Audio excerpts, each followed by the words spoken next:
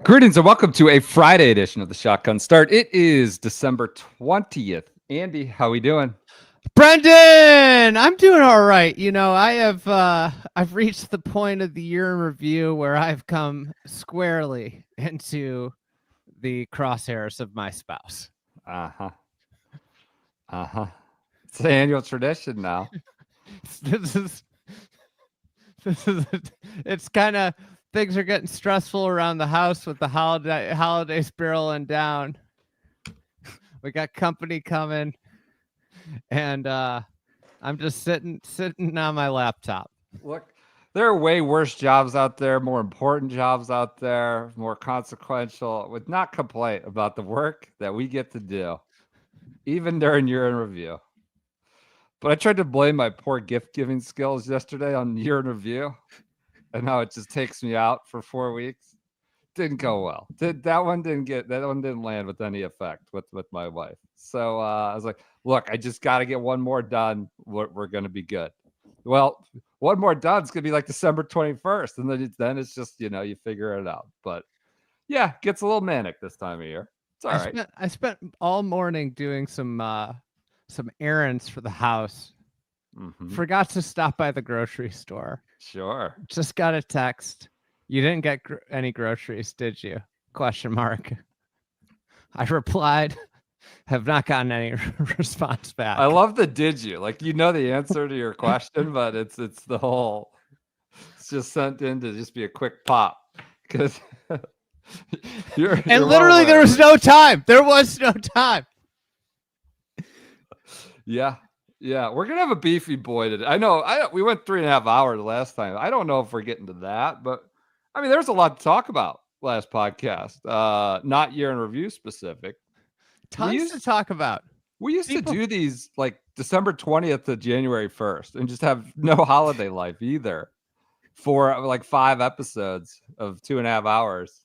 Now we just sign off, hopefully for the year. But not even the year though. The tour's jamming us. I mean, it's more the Gregorian calendar than the tour. The tour's just doing what they tour. Because they got to have 48 events and a 52. Man, we sure are spitballing, aren't we, Rich? It's one. That's one. There's no limit. I will not limit this spitballing. There's no limit on the spitball.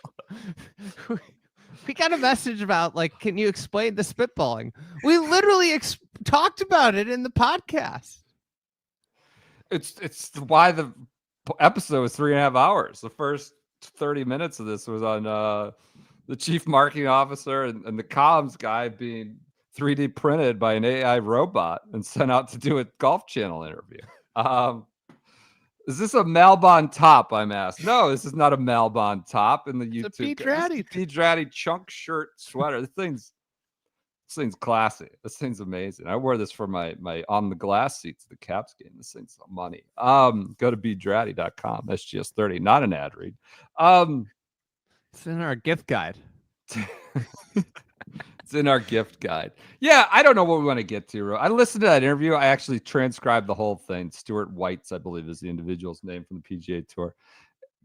It was, I mean, nobody knows. I got so many, texts from people who are quote unquote CEO types, executive level. Like, if I go to this interview and I'm like, so am I in charge? Am I the CEO? Who's running things? It's like, well, I don't know. We can't tell you. I'm not sure. Unclear. And this was an interview meant to provide clarity. I don't want to go down the whole road. But in the transcript, I mean, Rich Lerner did a good job. Ask him, like, what's the timeline? He goes, I don't know. We're going to start right away. And he goes, what's the balance of power here? He goes, we're not concerned about that right now. Like, what? Non-responsive. He asked him, what is the difference between this Jay and this? And he just starts saying, first of all, Jay has been appointed to the policy board. Non-responsive to ask him what the difference Doesn't is. answer the question. That's what you're leading with? That's what you're leading with. He goes, that's the first ever for a sitting commissioner to be added to the policy board.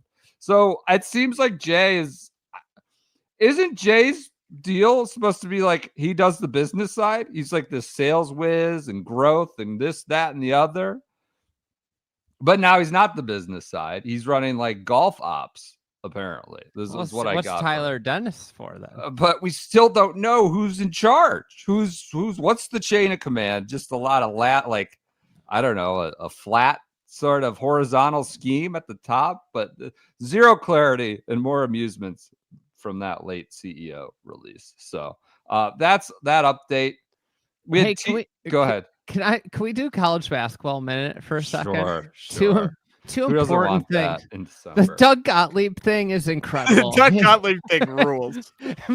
I was unaware of the setup until that Doug Gottlieb has this week. Like Doug Gottlieb just like but he's still doing his radio show Every day. I mean, this is banana land. You can't do two jobs at once like that. They're two encompassing jobs. I got third, fourth basketball practice after we do this. I can run. I'm here doing my year in review. Coach Nobe U. BYO. You could coach Nobe U. Are you on a 12-game losing streak in the Horizon League? Like, where are you at? Oh, Schefter just killed him, demolished him. And then I got my other basketball minute here is PJ wearing his Johnny's shirt here, St. John's shirt. Patino said they're not shaking hands after games because they've had too many incidents in the post-game handshake. Did you see this? No. Handshake what does that mean? Like he's done. They're done. They canceled the post-game handshake. He is the two, That's kind of funny. The 2 years of Patino so far have been just a riveting experience. I've been waiting for this, what feels like my entire life. He comes up with new things on a weekly basis for just random press conference quotes, just suspending guys, saying we're not doing this anymore. I mean, it's great. He's old. He can do whatever he wants at this point. It's incredible. It's kind of amazing. It's awesome. He's gonna get fired probably for some terrible, misadventure. Yeah, but here's the thing. First, those usually come with wins, which is all I've ever wanted. Sure. So okay. Now cheating's fine. Cheating's legal. It's just the Wild West out there. You can do anything you want right now. The NCAA can't do anything. I don't care. Yeah, whatever. Like that's why Illinois doesn't have a banner. North Carolina cheated their way to a national championship. It doesn't matter now. 20 years later, doesn't matter. The Belichick memes are incredible too. Coming to this, like the picture of him standing over the kids. Just sign the effing paper. God damn it! Sign the effing paper. I mean, there's gonna be some hockey folks who get mad at me right now because it's the handshake deal is a little performative. Like it is kind of like, what are we doing? Like hockey, I guess it's more of a traditional man-to-man thing at the end of a series, separate deal. But for every college basketball game, doesn't seem necessary. Why does the entire team have to get in a line for a Tuesday night St. John's DePaul team? Yeah. Like, why? Who cares? I went to a Cal game. Real, powerhouse basketball operation. Atlanta Coast. Hey, I was going to say that's a Power 4 team right there. ACC powerhouse Cal basketball game. I was lucky. I have a friend who's a golf from the golf world who happens to have floor seats, and he had unused tickets. So I get down. I'm on the floor, which was cool. Peja's kid is a complete chucker. Yeah, sure, as he should be. And I'm on the floor, and he goes, "Now you got to hang out after the game." And I'm like, "Why?" He goes, "All the kids come and shake your hand." So not only do the kids have to shake the other team's hand, they got to do the procession and shake all the jamokes that are sitting on the floor's hand. And what am I going to say to these 19-year-old kids that are 6'8" walking past me? I kind of was embarrassed. Honestly, I wanted to cross the line. They probably think you donated to the NIL or something like that if you're courtside, right? And that's why I got the shaker. I couldn't tell you who Cal's basketball coach is. Is Quanzo Martin still there? Mark Madsen. It's Mark Madsen. Mad Dog. Okay. Montgomery washed out there again. He went from Mike. All right, it's Mad Dog. What's funny? I have somebody else's kid too. They got Stephen Marbury, and they got Kiki Vandeweg's kid. Mad Dog. Nepo boys. So Mad Dog's coaching at Cal, Stanford legend. Yeah. I believe the head basketball coach for Stanford is a Cal legend. Interesting. All right. How about Does that? it seem backwards? It does. We got a big I episode. gotta We're look at the getting schedule. all this. ACC We're getting basketball's getting Cal and Stanford Cal basketball game. I'm going to. St. John's. We got a lot going on here. Green What's Bay. Cal doing? They're in 11th in the ACC. Not good. No. Well, they've played one They two lost- conference games. They so- lost to Syracuse. They lost to Cornell. Well, BC lost to Dartmouth. So they've got company in the ACC on that one. They're just getting Yeah. smoked. The Gottlieb thing seemed a little taken out of context for everyone to dunk on him on Twitter. Well, no, What? because he What he school would be tweeted- did okay you with him see doing? the tweet he did at the beginning of December where he tweeted out like a meme about like not working and like fake working for the entire month of December leading up to Christmas. I And didn't everyone was see like, that. dude, you play like 6 games before Christmas. And it's like pretend to be working. It's this is like a long standing I'm running. not in on the beat. Okay. Should we do a quick golf before we go to the year in review? They had TGL Media Day yesterday. We had to turn that one down. PJ was I feel terrible. I feel like a bad coworker, not letting we're just gonna be in the heart of year review season. I'm scared about where we'll be without you. It turns out we would have been just a disaster had you gone.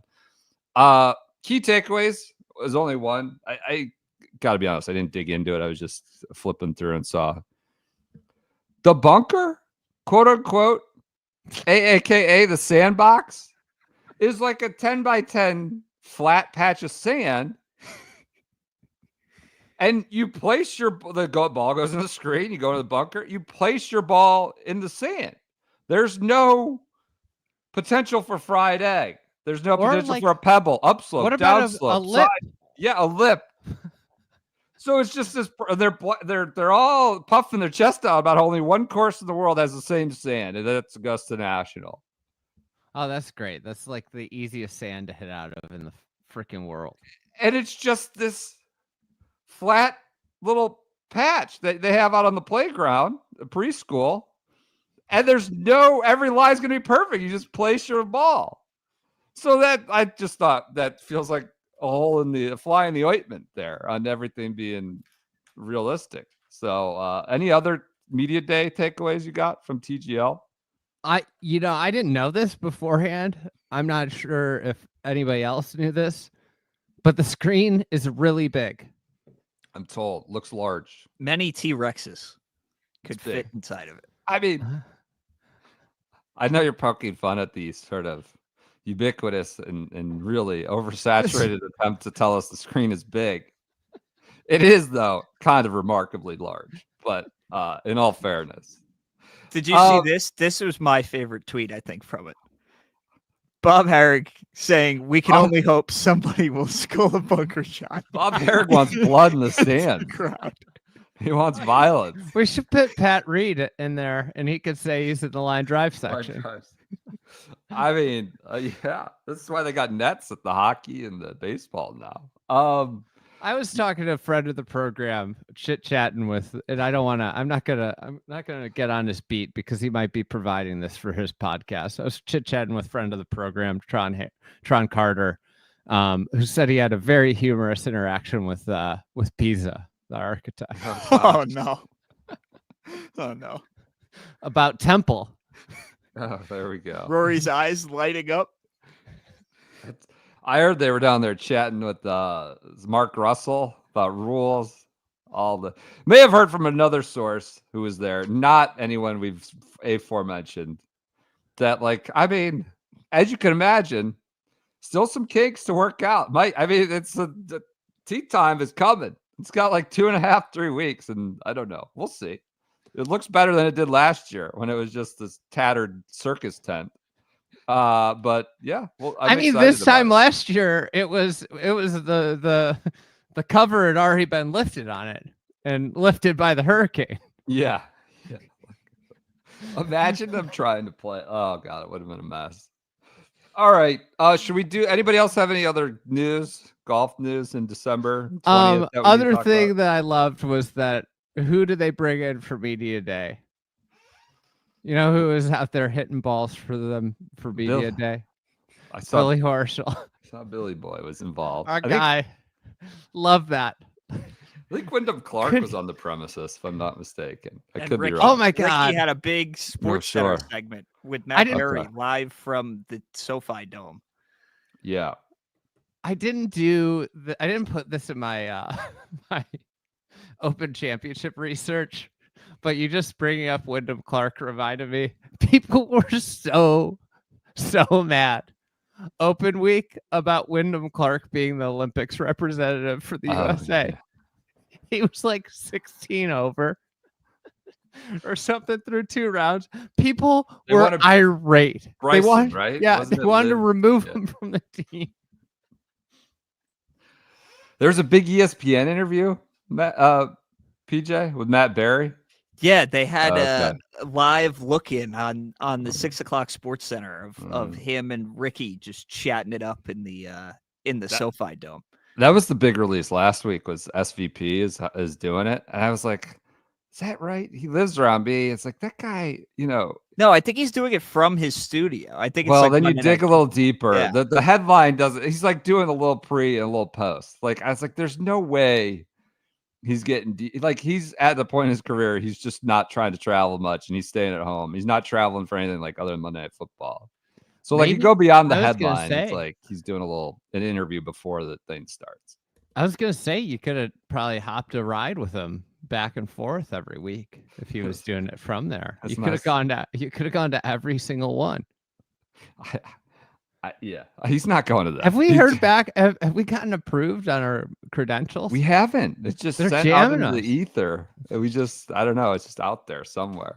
They're jamming us. You know what it is? Yeah. What? We're not part of the Creator Council, so you get auto rubber stamped if you're a Creator Council member. Yeah. That may be. Just saw a comment from Christopher. We have confirmed that Ludwig has not visited San Francisco. We have cold hard confirmation that he has never been to San Francisco. He is the headliner of the San Francisco team. The Bay actually posted a great social video last week. I was like, this is legitimately good content. Well, that's what you get out of SF. Shane Lowry. Like he couldn't remember who was on his team, couldn't remember what his team name was. They cut up all the B-roll. It was great. It was good content. And then I go to their feed. And it's like a team that represents the ethos of Silicon Valley, like all this bullshit.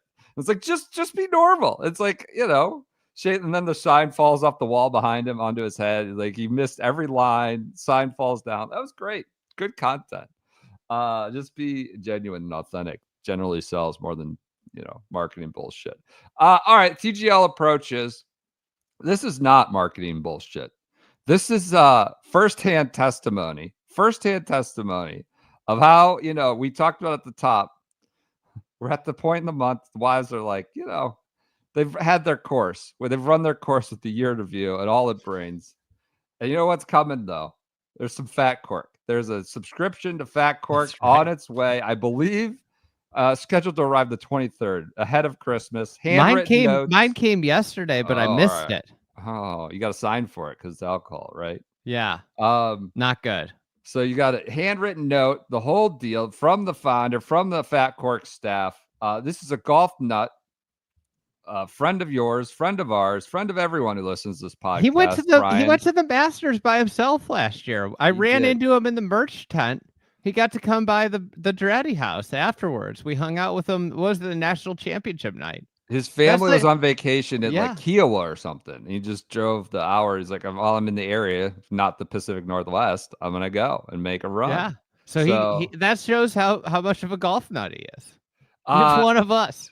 Exactly. And speaking of golf nuts, if you use the promo code GOLF, GOLF, I think it's all. I don't know if it's all caps or if that even matters. You get free shipping at checkout. Try all of them. Low caps, no caps. Mess all around caps. with it. One it's cap. a good chunk of change that takes off the order. You could do one-time allocation. Again, Champagne experts, they go to Champagne to do deals with small, independent, family-run champagne houses. Apparently, champagne is basically all from the same place. They just slap a different label on it.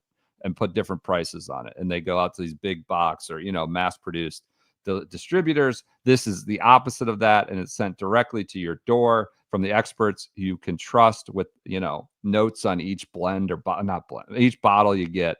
So go to fatcork.com. These are not blends. They are not blends.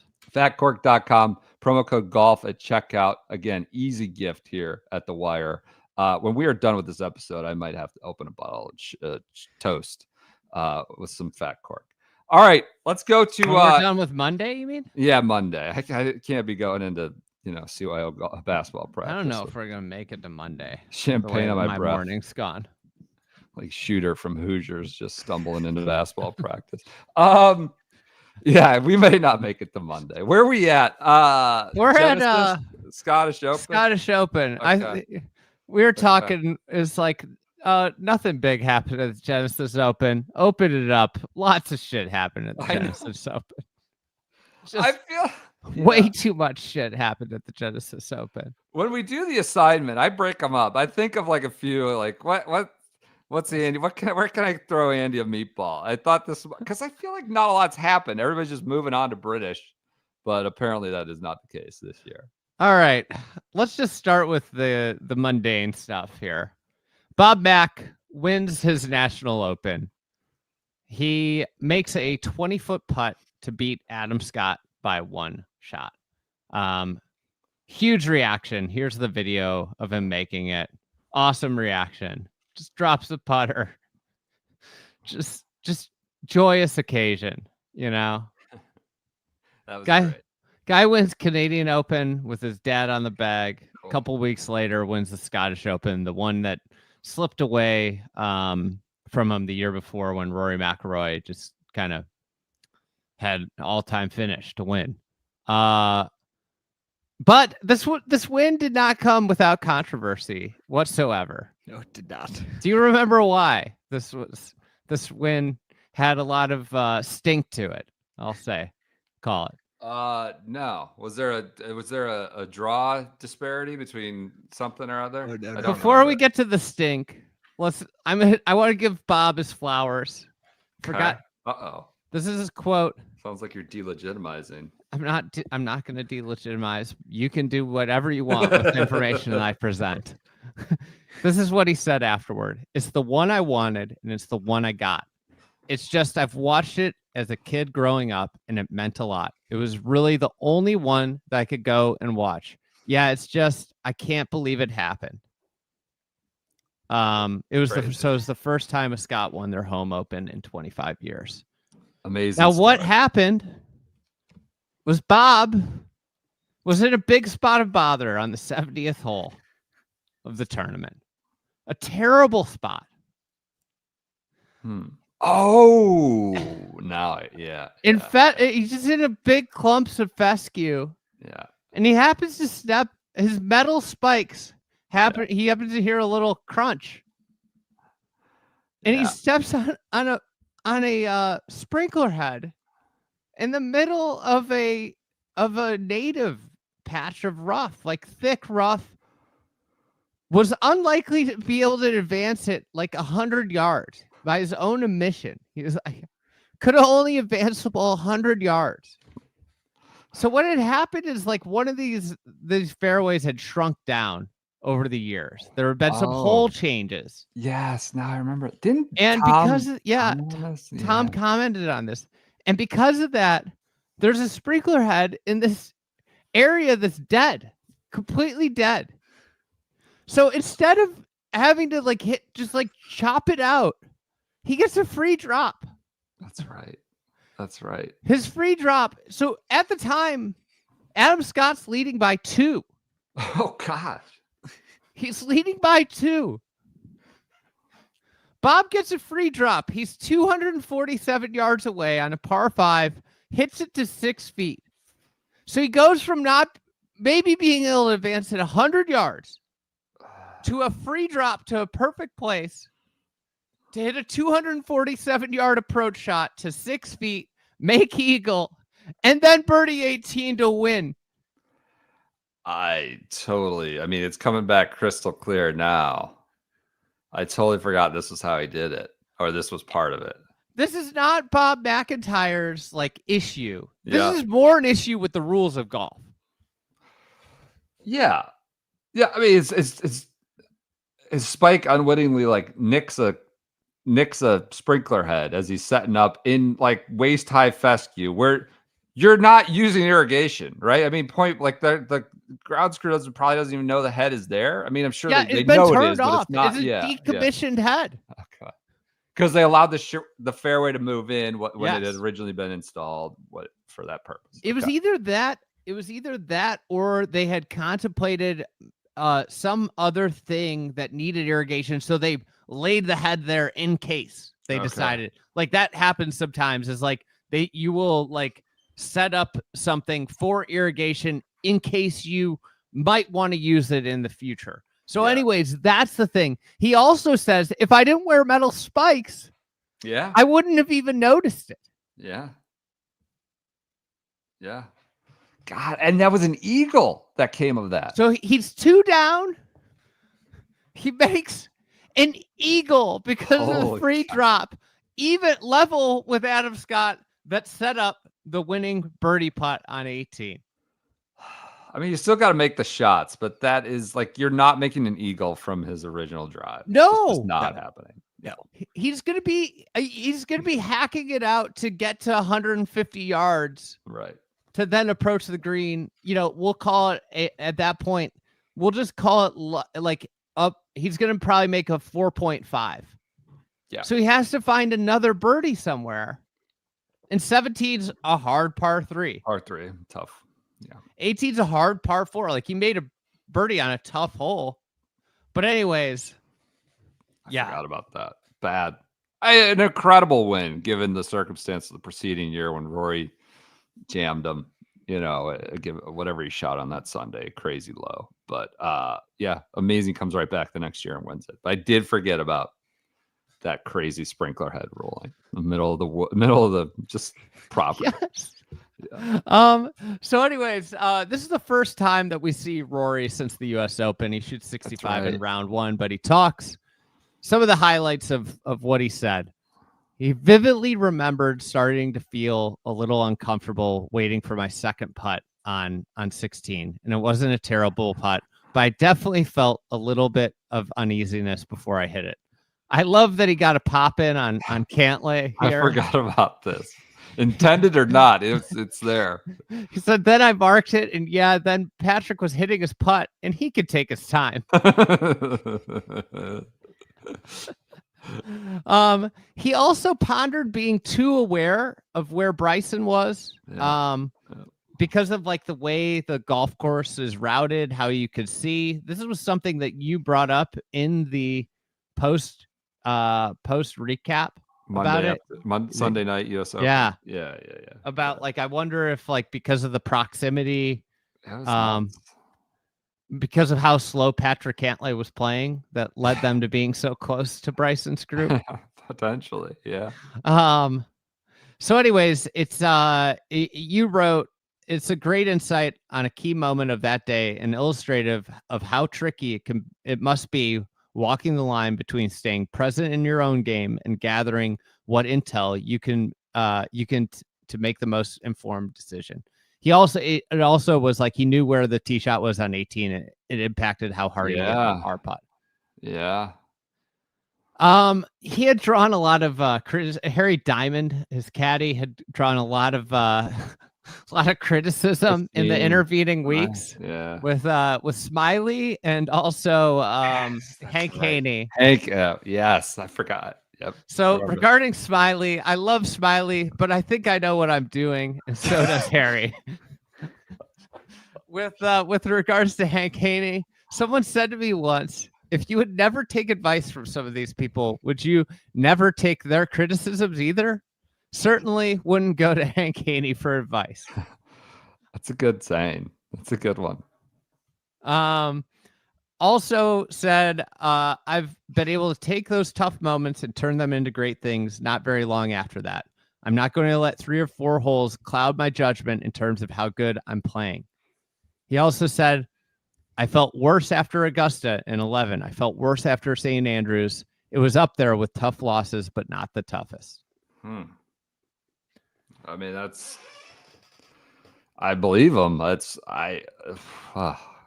that's a hard one. It's a hard one to take. I would take some time. Never been in that position. It's hard. There's so much on top of it. I don't want to add weight to it, but it's not just the 3 or 4 holes. Like, yeah, it was like a tough 3 or 4 hole stretch, but it's like, it just sucks that 10 years, and then like how good he played for, whatever, 65, 70 holes. It's nuts. All right. A great development happened this week for you, your island that you live on. The great Manacero has entered the PGA Tour card conversation. Oh, yeah. Hell yeah. The round of the day belongs to Matteo Manacero. This is a PGA Tour tweet. He currently holds the final position in the DP World Tour Race to Dubai rankings, where 10 PGA Tour cards are rewarded each year. He also gets paired on the weekend with Rory, which you tweet about, and then it made me think like him and Rory must have played like 7 or 8 rounds together from this point. Yeah. Through Royal County Down, Wentworth. Yeah. The great one. Love that. This is the rise of the great one, right? It was. He just went gangbusters through the summer. All right, let's get to the real news of the week.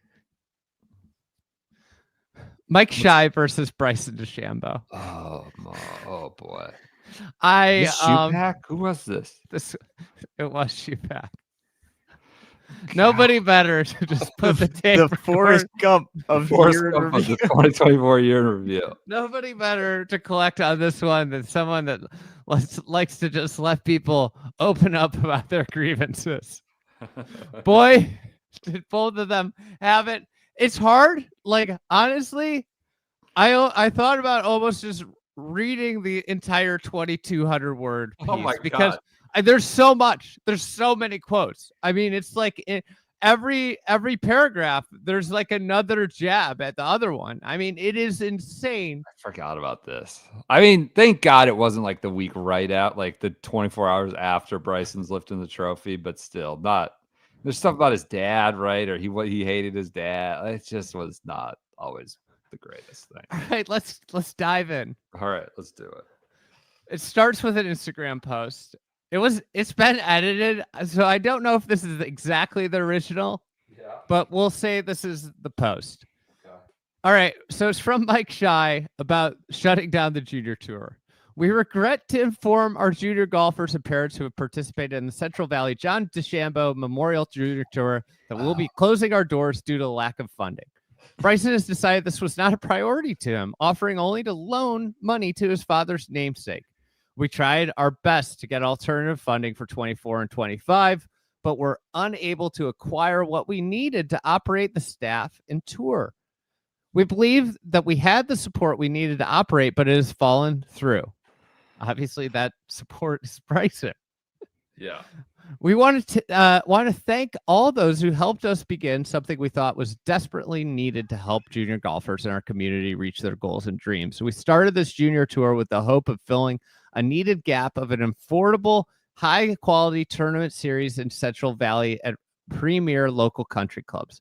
Unfortunately, something like this takes money to run, subsidized affordable entry fees, prizes, staffing, and daily operations. Myself and a few others funded the startup, but we knew the future would depend on an influx of needed additional funds that we thought Bryson was on board with. But that just did not materialize. We had our first 4 tournaments last year, which went extremely well. However, we have a full season, and we would have needed $65,000 to fund the tournaments for the year. The profits would have gone towards the tour and college scholarships for our juniors. It is with a heavy heart that we cannot move forward. Bryson stated how much he hates nonprofits.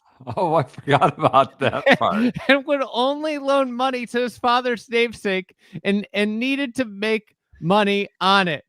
Yet even that never came close to materializing, and the longer it took, the more uncomfortable myself and others were with taking on debt. Needless to say, I am very disappointed, and I'm sure his father would have been disappointed. Oh my God. I forgot that part. Thank you. Nonprofits? hates nonprofits. Just a seething antipathy for nonprofits, all of them and all their kinds. Weird. Thank you again for all those who helped and contributed. Sincerely, Mike Shy. So who's there? Who's there to get more information about this? Shoop. Adam Shupak is the man on the scene. The title of this piece, which I might nominate for Piece of the Year, Oh God. accusations of lies, extortion, as Oh. Bryson DeChambeau, ex-coach Mike Shy trade barbs over junior golf tour dissolving. Which this is just a back and forth of insults. Yeah. Yeah. Which that's too bad. They both contributed to. They were both very close and contributed to great things for each other. Anyways. My favorite part of this whole piece is this. Reached via phone on Tuesday night as he walked his dogs. Rescues from China and Turkey. Oh, I forgot. What were their names? Or no? Did we get names or no? No names. Why was that included in the story? Or just to like make him look like more of a sort of character witness? Honestly, Good it's guy. like, He's a good guy. let me humanize this guy for a second before he absolutely detonates on Bryson for 1,600 words. Such an unnecessary detail to throw in there, unless you're just trying to make him look like a saint, Saint Mike or whatever his name is. God, rescues right. from China. So he told Golf Week the talks had stalled for 3 weeks before the social media post. I had to post that. I'm a little pissed. I'm a little salty for a number of reasons. One of which is he made me look bad again. DeChambeau, who this is from the piece. This it's worth a read. DeChambeau, who often has referred to Shy as his second father, says he hasn't worked with Shy since 2018 and paid him nearly $1 million for his prior services. He now called Shy a disgruntled employee. And he and his agent have charged the coach with trying to extort $2 million after DeChambeau won the U.S. Open last month. So here's Bryson. Big claim. It's a complete and utter lie, all of it. I mean, that's You sort said of over a the blanket. phone Sort to of, shoot back. all right.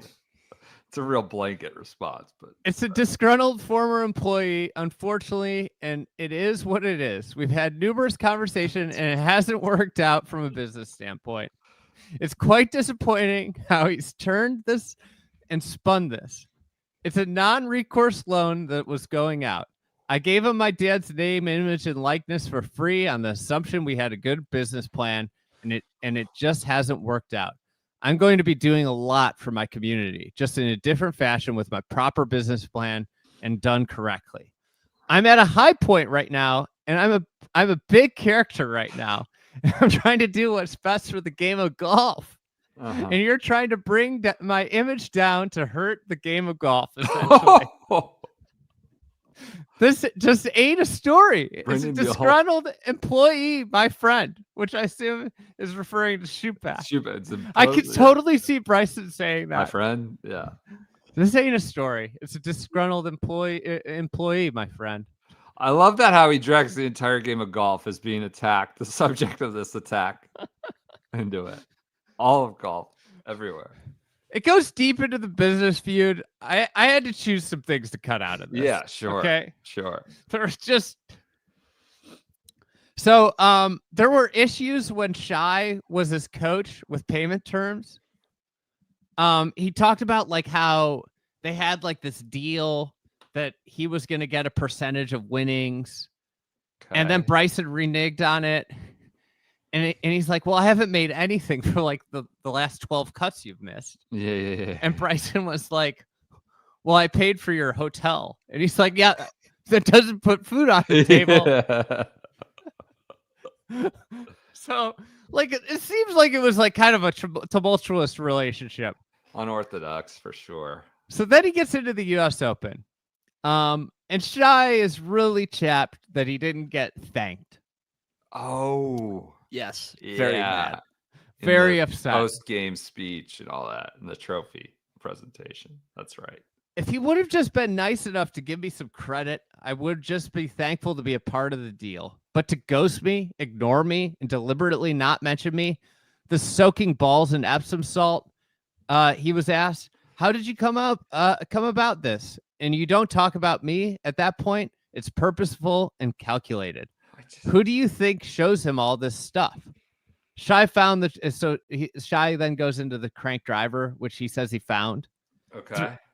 He found it at like a local golf store. He started talking about it with a local golf employee, told DeChambeau about it. 3 days later, he had a driver. 10 days later, he shoots 61.58 at Live Greenbrier, and now his life has changed. The only reason his life has changed is because he's playing better golf. His whole world revolves around golf. If his golf is good, he's good. If his golf is bad, he's bad, and everything in his world is bad. That's the essence of Bryson DeChambeau. Then Shai goes into like how involved he was with the iron process, like the irons that he just like praised all throughout. Like he was like extremely like the guy that's building them for him was his student. He introduced them, like put together everything. Here's Bryson. I've said thanks numerous times for that introduction. I went out to his tent and I've given lessons to his kids and been around. He said I'm his second dad. So this is back to Shai. He said I'm his second dad, right? DeChambeau, Shupak points out DeChambeau's dad died in 2022. He treats me just like his real dad. He treated his dad like shit. Oh, God. I always tell Bryce, this is Falkov. So this goes, then he kicks. Yeah, I remember agent. Falkov. I mean, this is like involved in fucking an insane. He had some takes. I mean, it's like a Jerry Springer episode, quite honestly. So Falkov says, I always tell Bryson, don't single out anyone individually. Always mention the team. Then you don't have to worry about hurting anyone's feelings. Mike's feelings got hurt. That ultimately is what led to all this. So Falkov says Shai asked for $2 million. Mike says it's time for Bryson to open up his checkbook and I get paid. I want $2 million. I took that back to Bryson and he said, I'm not paying him almost 50% of my U.S. Open winnings. That's not going to happen. I'm willing to compensate him for with Crank and a Voda, but he's not going to extort me for $2 million. So Shai didn't dispute. I mean, that is he that asked for $2 million. Extort the verb that, like I don't know. Whatever. Did he threaten that he would do something if he didn't give him? That's extortion. I don't know. All right, go ahead. So Shai didn't dispute that he asked for $2 million. Oh, in fact, he said he had a list of demands, including reinstating his $60,000 a year contract for the rest of his life that he had been promised, with back pay and as well as an apology. If you're not going to recognize anything I've done for you, then Mike Shai has to look out for Mike Shai. Oh, there it is. There we go. On July 2nd, Mike Shai received a compensation offer, which he termed a few bucks and a non-disclosure agreement to sign. I was offended, said Shai, who rejected the offer on the 4th of July. So let's kick it back to Bryson. Oh, 300,000 is offensive? Really? For not working with him since 2018? God. What was Shupak's face? And he's just like throwing these like grenades into each cage and then hoping, just looking at what comes back. You could just see him at a table, making one phone call and having the recorder going, just sitting there and just smiling, making notes. I mean, it seemed like they was kind of calling back and forth because he was telling 300 is offensive. He was telling the other one what the other one was saying. Yeah. Just like he was just getting that fire just going, just throwing logs on it. Yep. I think the big mistake, the fire pit should have gotten him. He was just adept at throwing logs on the fire. It is a remarkable deal. DeChambeau said he tried to resolve the situation and called Shai's response unfortunate.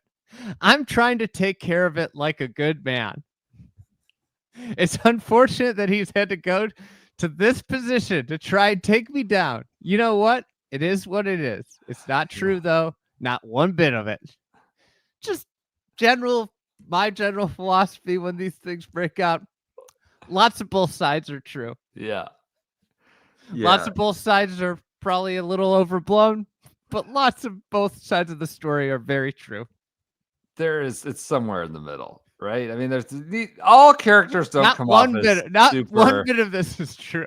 Despite the adoption story, not all the characters come off as the dog adoption or come off as squeaky, like clear But they're protagonist. I want right. to go back to that. This whole article, I think it's probably 2,400 words or so. Yeah. This whole article started with reached via phone on Tuesday night as he walked his dogs, rescues from China and Turkey. He told Golfweek he stalled for 3 weeks before posting his official statement on social media. Those rescue dogs. Mike Shy, avid rescuer of dogs, disgruntled employee of Bryson. It's a sad story. Like he was like a second father figure. And I remember when like Jaime Diaz had the nugget that he had come back into his life at like Oak Hill 23. And I was like, whoa, like this sort of Bryson was at his most unpleasant, I would say, there in the sort of years preceding Live and the big boy years, and seemed unhappy, honestly. But I was surprised, and then clearly something happened between Oak Hill and this. But he was involved in his life. If that's the case, that he got the crank and was part of the iron printing and all that, it seemed like he was back in his life, and then something happened heading into Pinehurst. So crazy story. I forgot about that. You want to know the other crazy story that broke this week? What's that? Despite never having a conversation with the PG of America about the Ryder Cup captaincy, Keegan Bradley is appointed captain of the Ryder Cup team. Yeah. I remember that New York. Do you remember who called him? Who they let call him to tell Zach, right? Yeah. Yep. Buddy. Hey. Might have gotten a fuck off in there. The Netflix show is out for months at this point, where Zach looks like happy to finally get that off. Anyways, all right. Just twists the knife in and then like hangs the phone up and starts smiling because he doesn't have to deal with it anymore. Anyways. All right, so Keegan Bradley says, I didn't have one conversation with anybody about this until I was told I was the captain. I got a call from Seth and John and Zach, and I had trouble talking when they called me. I felt funny after the call because I don't think I reacted in the way that they were expecting me to. I was in complete shock. It was heavy. He got called the Sunday Night of Travelers about this. Oh, gosh. So Keegan says, I don't care. I want the 12 best players on the team. I don't care about the live stuff. Seth Waugh, on the task force. This was a great quote. The task force was done to change, and now it's become an agent of non-change. Ain't that the truth? It has. That's the cabal.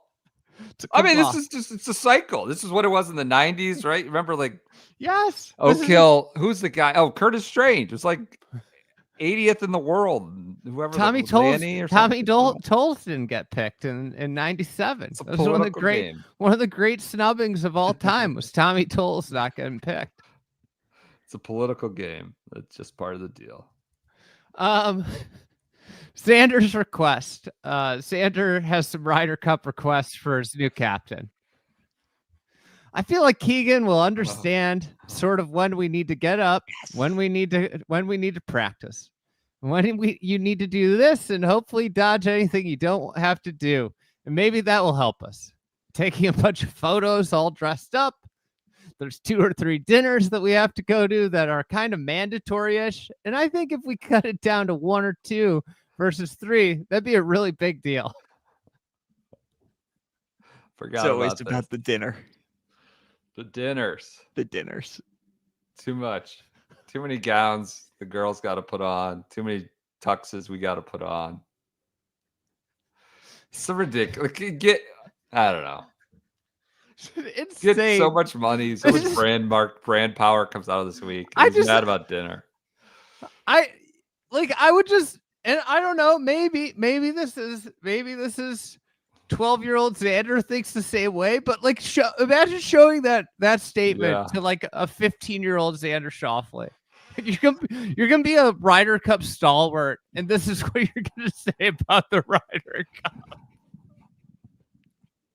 Like, hopefully it cuts out the dinners. It's a pain in the ass. I really don't like the event because I'll just say this because it's appropriate now. I get to Olympics pushed into one of my weeks, and they proposed to Xander, like, well, there's rumors or there's reports we're going to do the mixed event. He goes, I don't know. You're going to lose some guys. You have to do this mixed event in the Olympics. It's like too many commitments, too much golf. You're going to lose some guys. We have this mixed event.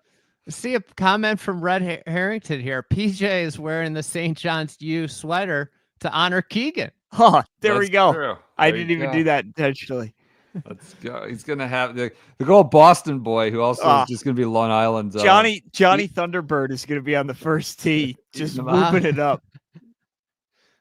Can we get what's the Mets guy? Grimace? Mr. Met. Grimace. Do you think Grimace will be at the Ryder Cup? I don't know. Keegan is going to play up the New York thing until he brings out like Tom Brady and Robert Kraft, and then people are going to turn on this very quickly.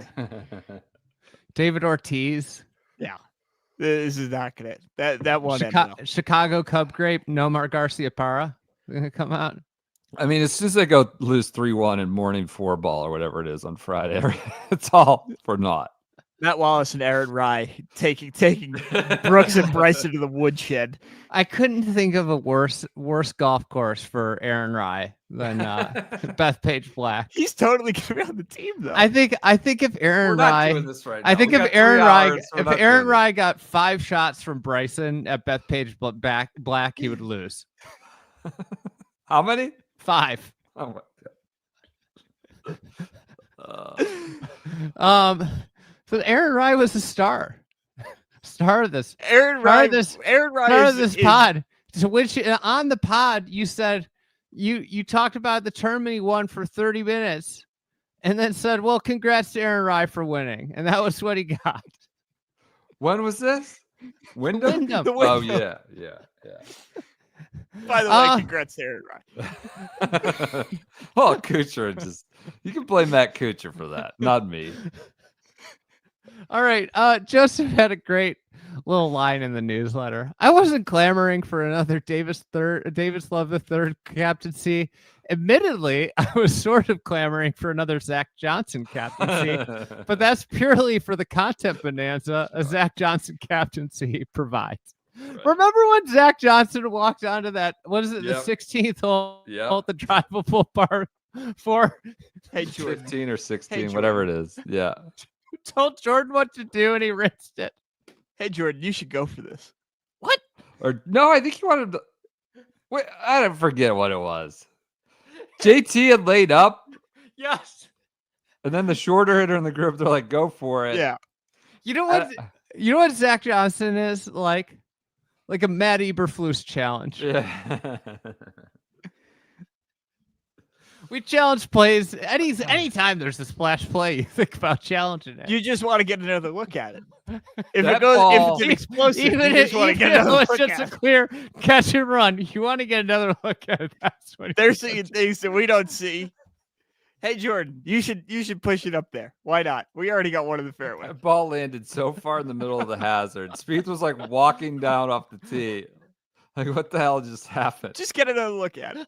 It's close to the other side of the pond and the hazard line. All right. In sad news, very sad news. This is a roller coaster ride for our guy Juice Luton.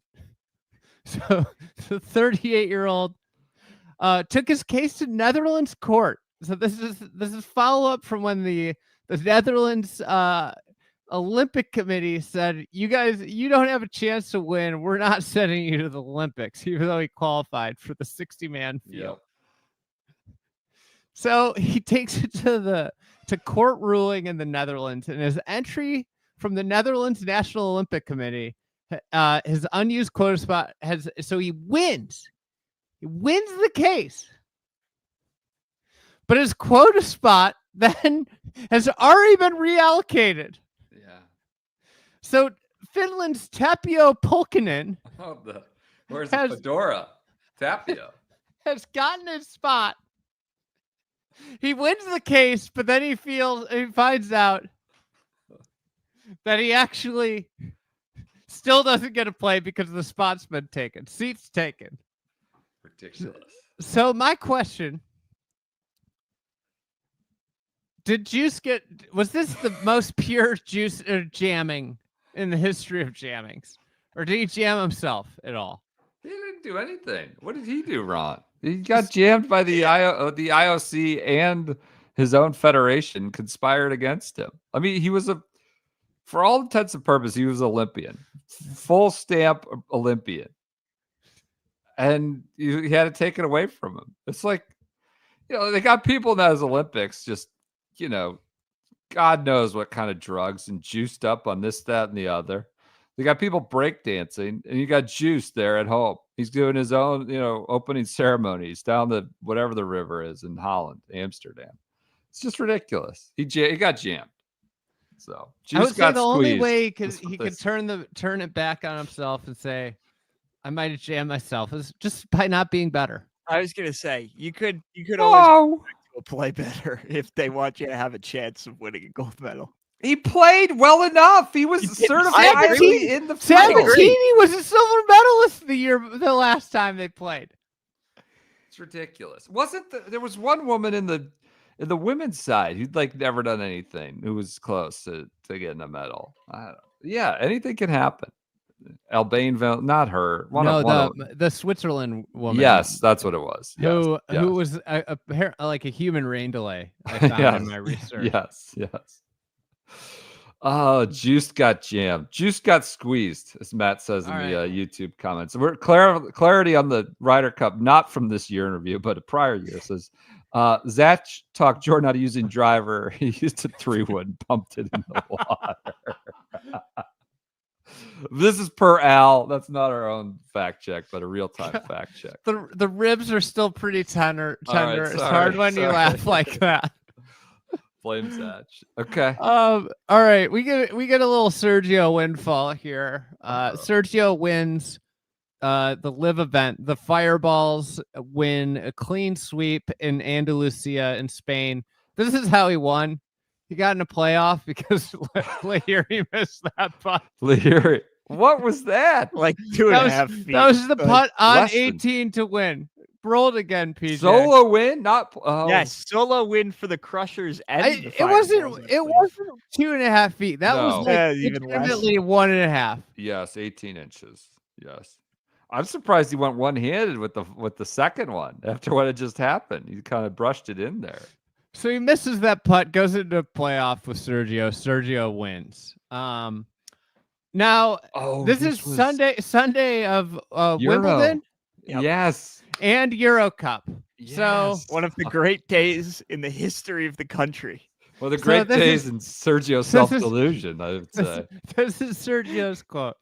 I might be wrong, but I think that if the soccer team wins tonight, it could probably be one of the biggest days in the history of Spanish sports. I would say Alcaraz winning, us winning both individually and as a team, and then the national team winning the Euro Cup. It would be amazing to have all 4 of those things happen in the same day. It would be amazing. Now, I think it would have been one of the greatest days in Spanish sports if you just remove Sergio and the Fireballs winning an inconsequential exhibition match. Valderrama. Yeah. He threw it in there, though. He added it. I mean, look, they're like they're part of it. I think the dish doesn't rise or fall whether that happens or not. So. Lahiri gifted it to him. God, I missed that putt. One Wii-sized fireball got quite fiery on the golf course. Abe Answer just had an epic club launch. Just launched. Yeah. PJ, you got it? Valderrama will do that to you. I do have it. Give me a second. I'm finding it. Trees everywhere. It's loading in. That's Liv's floating in. course now. Yeah, Keep he going. he hits a bad chip. It like runs off the front of the green. He just launches the club.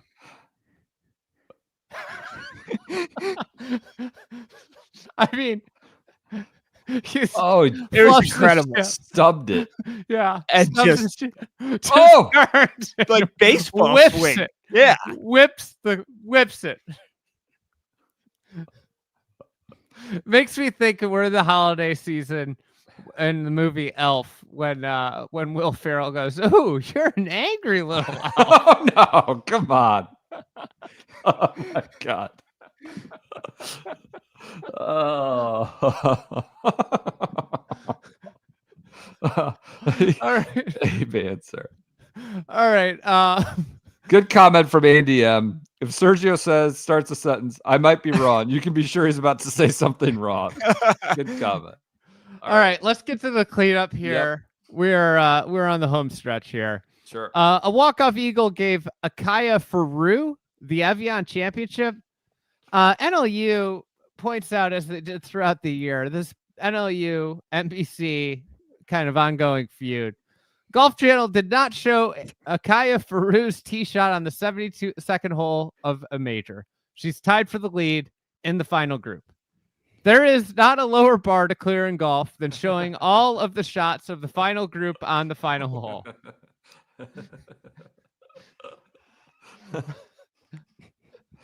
So yeah, she made an eagle, but you didn't see how she got to the spot that she approached the green from.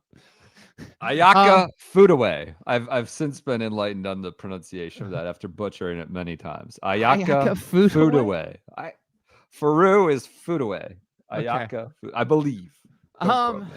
In other live news, the University of Alabama filed an opposition to the 4 aces trademark application. That's multiple lawsuits or oppositions to logos. High Flyers got popped. Right? Footwear. Yeah. But the tables turned this winter with Torquay. Oh yeah. Yes, it did. I Toronto want to know Tempo. where we are on that. Yeah. Is that Yeah. So Monty rolls out the take this week. Oh, the no. Tiger should hang it up. Forgot about this. Harbor Shores or something. Where is he? I hope people remember Tiger as Tiger was, the passion and the charismatic aura around him. There's none of that now. At Pinehurst, he did not seem to enjoy a single shot, and you think, what the hell is he doing? He's coming to Troon, and he won't enjoy it there either. There is a time for all sportsmen to say goodbye, but it's very difficult to tell Tiger it's time to go. Obviously, he still feels he could win. We are more realistic. I mean, that was just the aggregators, content questioners. That was just they. Yeah. You know who that was catnip for? Who's that? The Barstool community. Oh yeah. Who is this guy? Just hammered. Who's Just this hammered salty- Monty. Yeah. It was like, can you believe the audacity?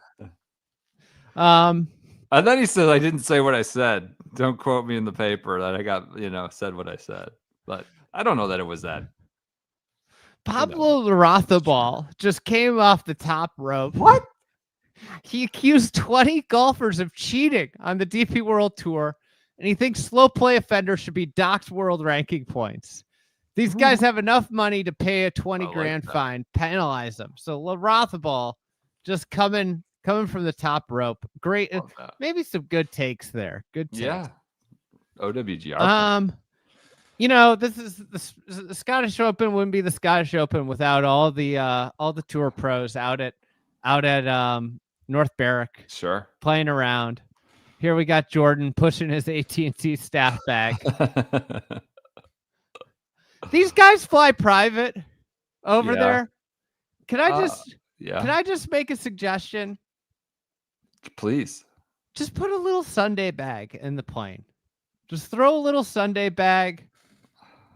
Then you don't have to push this AT&T staff bag around. Didn't they go to Ireland after the Open too? I wonder if he took it to that. It was him and JT with like Smiley in a group. I wonder if they used that over there. Port Marnock and others. I think they Like were over there. you're flying private. Just throw a little Sunday bag in. Sure. There's room for You know, it. you could win a Chaplin Sunday bag if you comment on the YouTube. What a good brand integration there. Their Sunday bag's sick. I just used it for the first time. It is Good. it's got a stand, which is very nice for if you have a caddy. I mean, yeah. A-Rod had this is gonna make PJ pretty happy. I threw this in here for PJ. I appreciate it. A-Rod was playing at the Tahoe event that was going on. There's a lot of Mahomes Kelsey content. I forgot about this. A-Rod had an epic shank. It's right off a tree. Like Did it hit him? I almost does. It went right back in front of his face.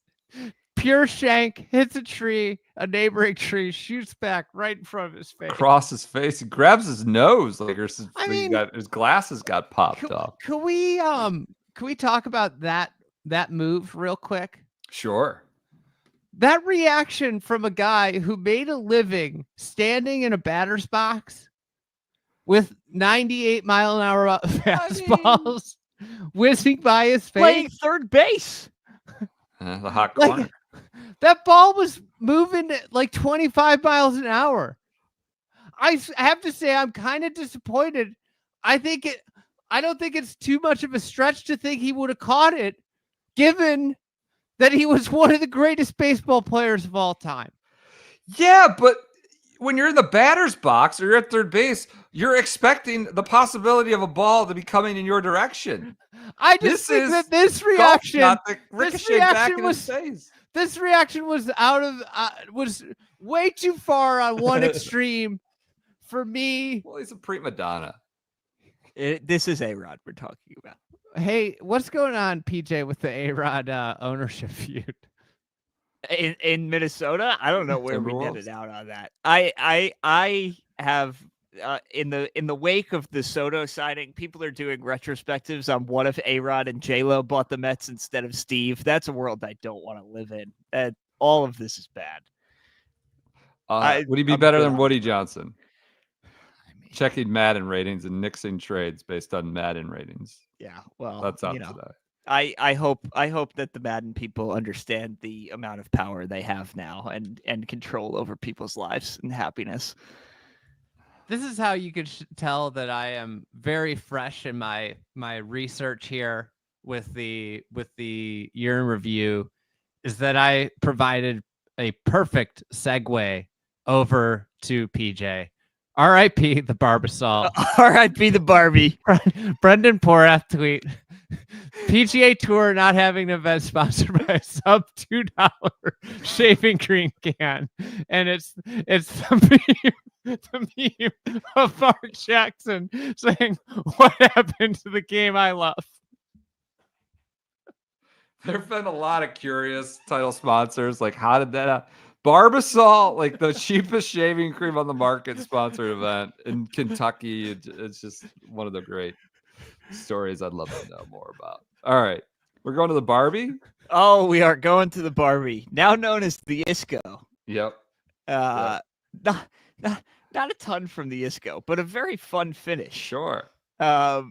This gets out of hand quickly. Luke Clanton is the betting favorite entering the ISCO. He's the first amateur to ever be favored on the PGA Tour. Oh my God. That's how bad this field is that he's like he's at like plus 10, he's at plus 1,000, and the next guy's at like plus 1,500. Like, he is far and away the favorite. That's terrible. That's honestly awful. If that happens, the event should just be canceled, and the sponsors everybody should be refunded money if that happens. Well, the ISCO guy might have gotten his money's worth, as this goes to a 5-man playoff. Do you remember? ZB was in it. Yep. Okay. Do you remember the other 4? Was MJ Defee in it? Nope. Say like Nicholas Lindheim. I'm gonna throw him out there. Nope. Oh, who won this? I was gonna say, do you remember who won? First of all, I Was there do. a South American involved? No, that was the 3M. That was Well, I got that one coming. Who won?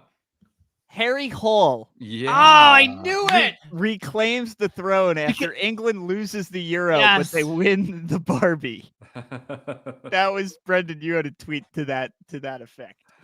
Harry Hall beats Zach Blair, Rico Hoey, Matt Neesmith, and Pearson Cootie in a 5-man playoff. This was the one like Cootie wake up week. Cootie and ZB finished outside the top 125 despite being in the playoff here. It's tough. So Rico Hoey is leading by 1 on the 72nd hole. He makes a bogey to push him into the playoff. He thought he had to make a birdie and not par to win. He didn't realize where he was in the tournament, and he tries to push it on the 72nd hole and goes into the water on his approach shot because he thinks he has to make a birdie. Instead, makes a bogey, leads to this 5-man playoff, where before they get going on the 9th hole of a short par 3, they have to shake hands with the CEO of ISCO on the tee box. It's a preposterous sauna dance, but yes, they do that. They go up there, the guy walks on, he goes, "Thank you." So Ben Coley tweets that they're making these poor guys shake hands with the CEO of the sponsor on the first tee of the playoff, and for what reason bar some CEO's ego, the PGA Tour needs to take a long, hard look at itself. I like this tweet from the PGA Tour announcing the playoff: "Panic at the ISCO." Yeah, all right. That's a good Quality quality creativity. pun. This goes like a there. pipe company or something. Like Yes. Yeah, it's a Valhalla PVC owner. or It is the guy something. from Valhalla. Or whatever. Jimmy Kurchdorfer Jr. is All right. so it's a par 3. I feel like they should sponsor this podcast. Yeah, Given our affinity for Valhalla and pipes. sure. It ends up on the 3rd playoff hole, a par 3. Harry Hall chips in from off the green to win, makes birdie on the par 3. And I believe Pearson Cootie missed his birdie putt, so that was it. So Pearson Cootie reclaims the win for the country of England after they Harry Hall. Yes, Harry Hall reclaims the win for the country of England in his Hogan cap as he prances around the green after chipping in. To hopefully, mitigate some Euro sadness after it did not come home again. Yeah. So that's what we got for the ISCO. All right. Love the ISCO. We're moving on. Opposite Scottish Open, but with Opposite Euro Tour players going over there to get what they can. Okay, Yes. I forgot about that. All right. Yes. All right. Open Championship. Are you the lead up? I am You the are. lead up. We're All going right. right into Monday, Wednesday for you. Monday, Wednesday for me. Monday starts with Victor Hovland does a long, lengthy interview with the Times UK about his swing changes and his, challenging 2024, talking about how he went to a bad place after the Ryder Cup and, broke up with Joe Mayo and then got back with him and is to try to figure out his swing and how depressed he was. The pull quotes. There's a lot on the swing. It's all great as he's trying to round back into form. There is just some bizarre quotes. He's talking about aliens. Quote, "It's like, what's the deal with all the aliens? There seem to be some pilots and commanders that explain what they saw and have video footage of it. So it's like, what is that? I find the reluctance to talk about that stuff fascinating. The conspiracy is one thing, and then also the reaction to it. What do you think happens after we die? We don't know. The establishment will say your neurons will stop firing and your body will rot. Okay, that's one explanation. But if you look at our ancestors, there's a huge culture that goes into preparing for the afterlife. Were they just idiots or were they onto something? I'm curious to find out. We've gotten sold that we have all the answers, but there's so much we don't know. I find those questions super motivating, and I just want to figure it out." God. Thinking about the big things. So there. very existential for Victor Hovland Yeah. as he's going through his, his chipmunk saga, and he shows up to Troon with this interview, goes 75-77, misses the cut for Victor Oh, no. Hovland. So Oh, no. didn't work out. Early live from highlight is Johnson is walking with a practice group of Wyndham and DJ on Monday morning, where they both are playing the third hole at Royal Troon, and they both flew the burn at the end of it, which is a 295-yard carry. So DJ lays up initially. Wyndham just pumps driver, gets it over the hill there. And then DJ's like, okay, I'll hit a second one, clears it easy. And Johnson said, I was just teasing them, but I didn't think he'd do it. Wyndham and Dustin both carried it by plenty of distance, and they're left with a flick wedge in. You go back to 2016, even back in 2004, I don't think there were many guys who can consistently carry this burn. But after seeing this, we may see a few guys take it on. Wyndham said that he had 181 mile an hour ball speed on his ball that carried, which he said was a little low. So people are already worried about how is this going to play? Are guys going to outdrive the course? Yeah. At the Scottish Open, there was the Fratelli. Oh my God, I forgot about this. Yeah, there's a follow-up during the Open Championship. The story of Fratelli hanging out at the food vendor and taking on the range, the to-go boxes live from on the ground, reporting as he shows up like 4 times a day and is asking when they're closing so he can come back before they close. Yeah. There's some early reports from Troon. The catering is just superb. Breakfast, lunch, and dinner. So everyone is Dylan Fratelli. So that's what we have for Monday. Things really started picking up on Tuesday as they normally do. Tiger's press conference. He fires back at Colin Montgomery.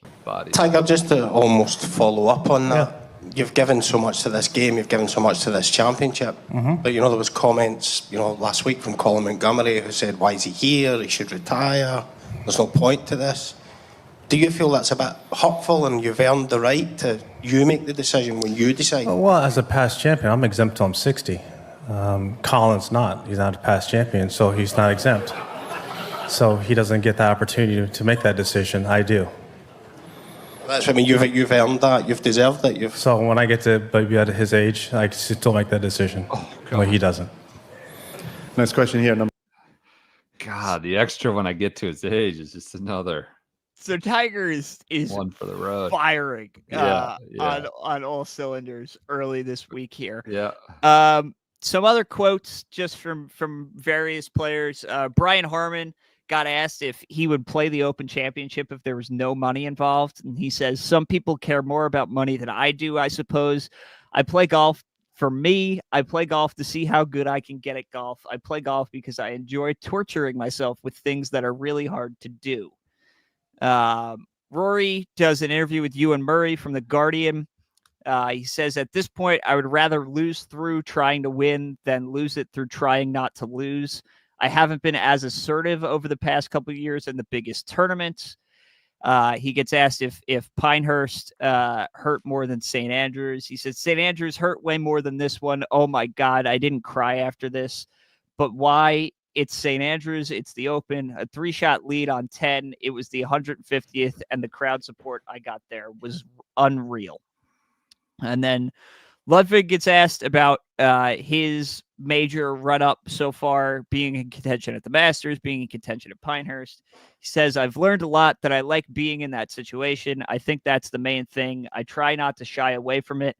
In football, you talk a lot about wanting the ball, and that's what I try to tell myself, and that's what I want to do. I enjoy the pressure, and ultimately, that's why you play golf. So a lot of focus this week more on the actual golf more than anything else, which, Brendan, you did a write-up on Wednesday about why you love the Open Championship and how it's just focused on the golf more than anything else. Yeah, strictly bullshit, I'm sure. Scotty's got quotes. I just feel like you have to be more creative here. Said world number one Scotty Scheffler of his continued adaptation to the Open. I feel like when I do come over here, this is how golf was intended to be played. I feel like there's a lot more opportunity for shot making and being creative around the green. So it's really fun to come over here and play. I feel like just getting more creative.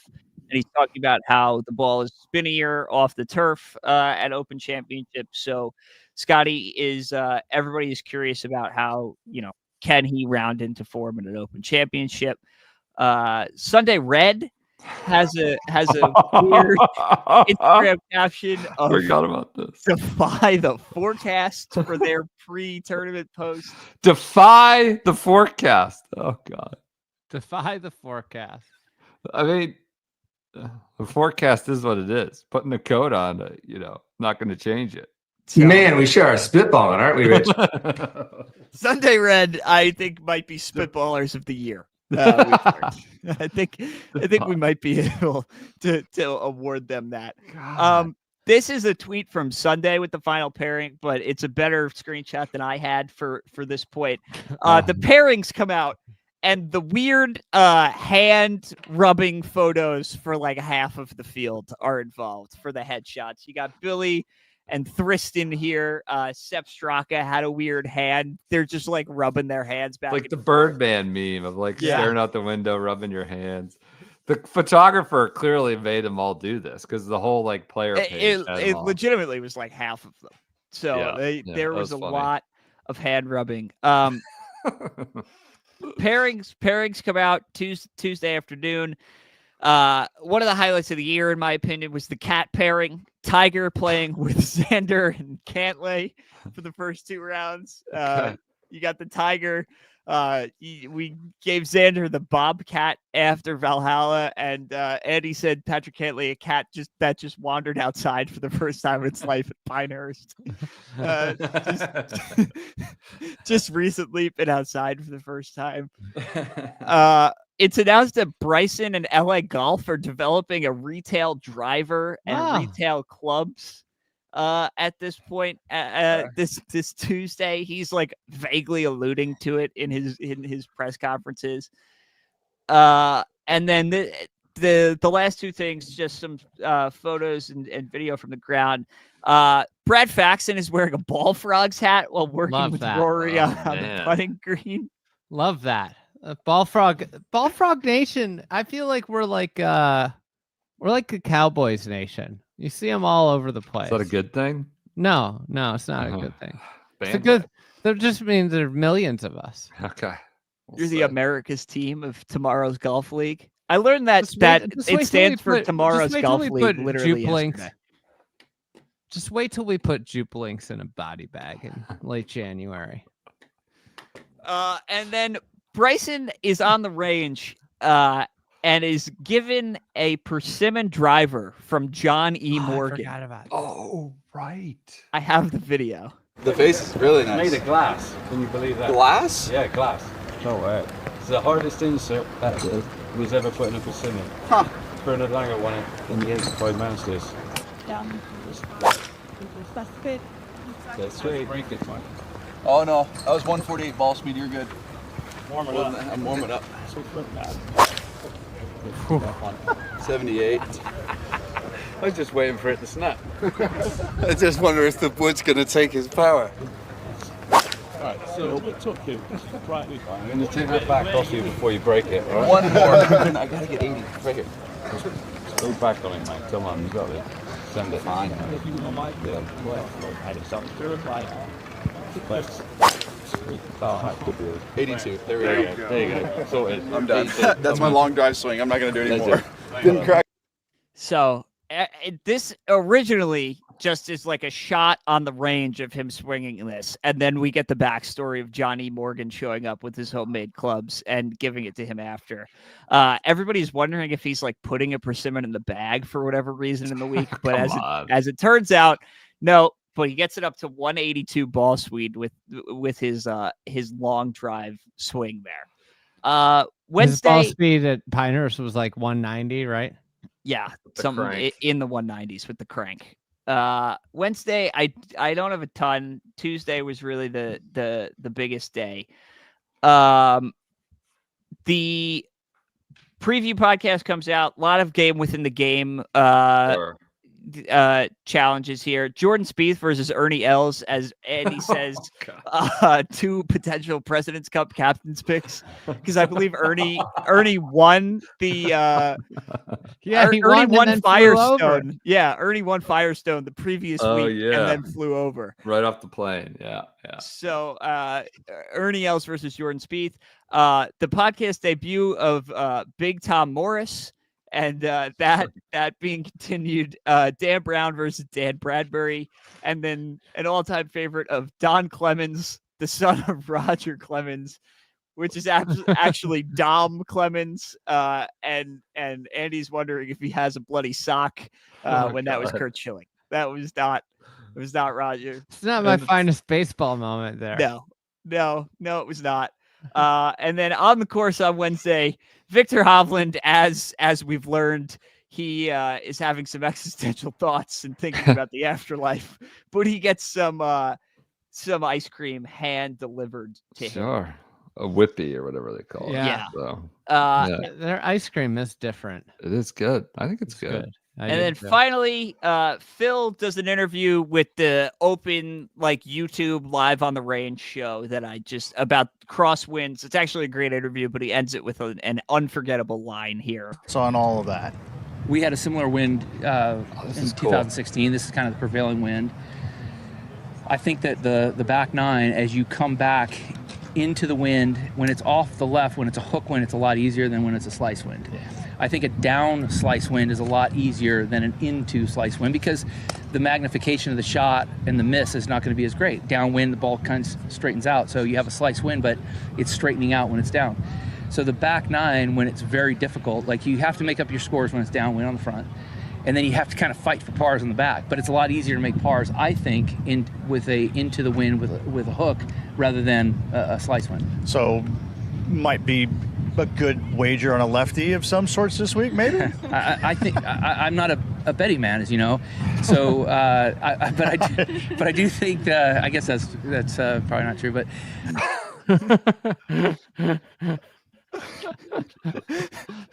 so shout out to Phil. A lot of good Phil content this week. We've been robbed of real Phil insight. Golf, Liv actually did a great video, I believe on Tuesday of this week with him and Stenson, this 12-minute video talking about 2016 and their goal, with the major holes, because it's just the two of them. It was an awesome video. So a lot of Phil content talking about the golf course early this week. But that is what I have for pre-tournament play at Troon. Love it. We're going to Andy, I think, doing Thursday, Friday. Should we before we do that, should we go to our friends at Stripe?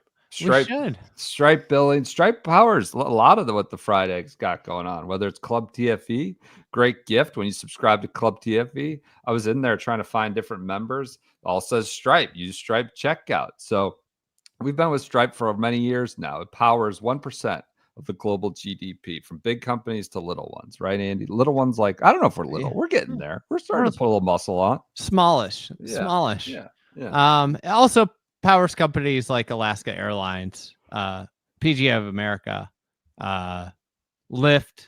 They do a lot of transactions, I think, Lyft. Sure. Instacart, Hertz, DoorDash, Toyota, Squarespace.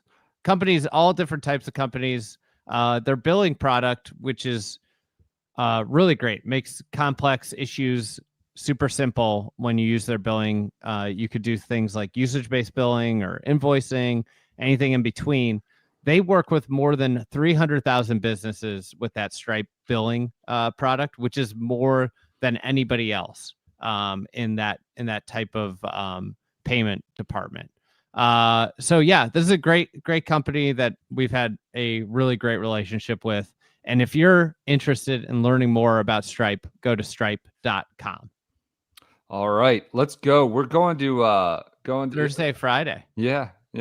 Somebody's jamming the ISCO owners in the comments. You talked about the ISCO owners, same person who crisis acted with Blocky during his 61 and drove Scotty to jail from the PGA.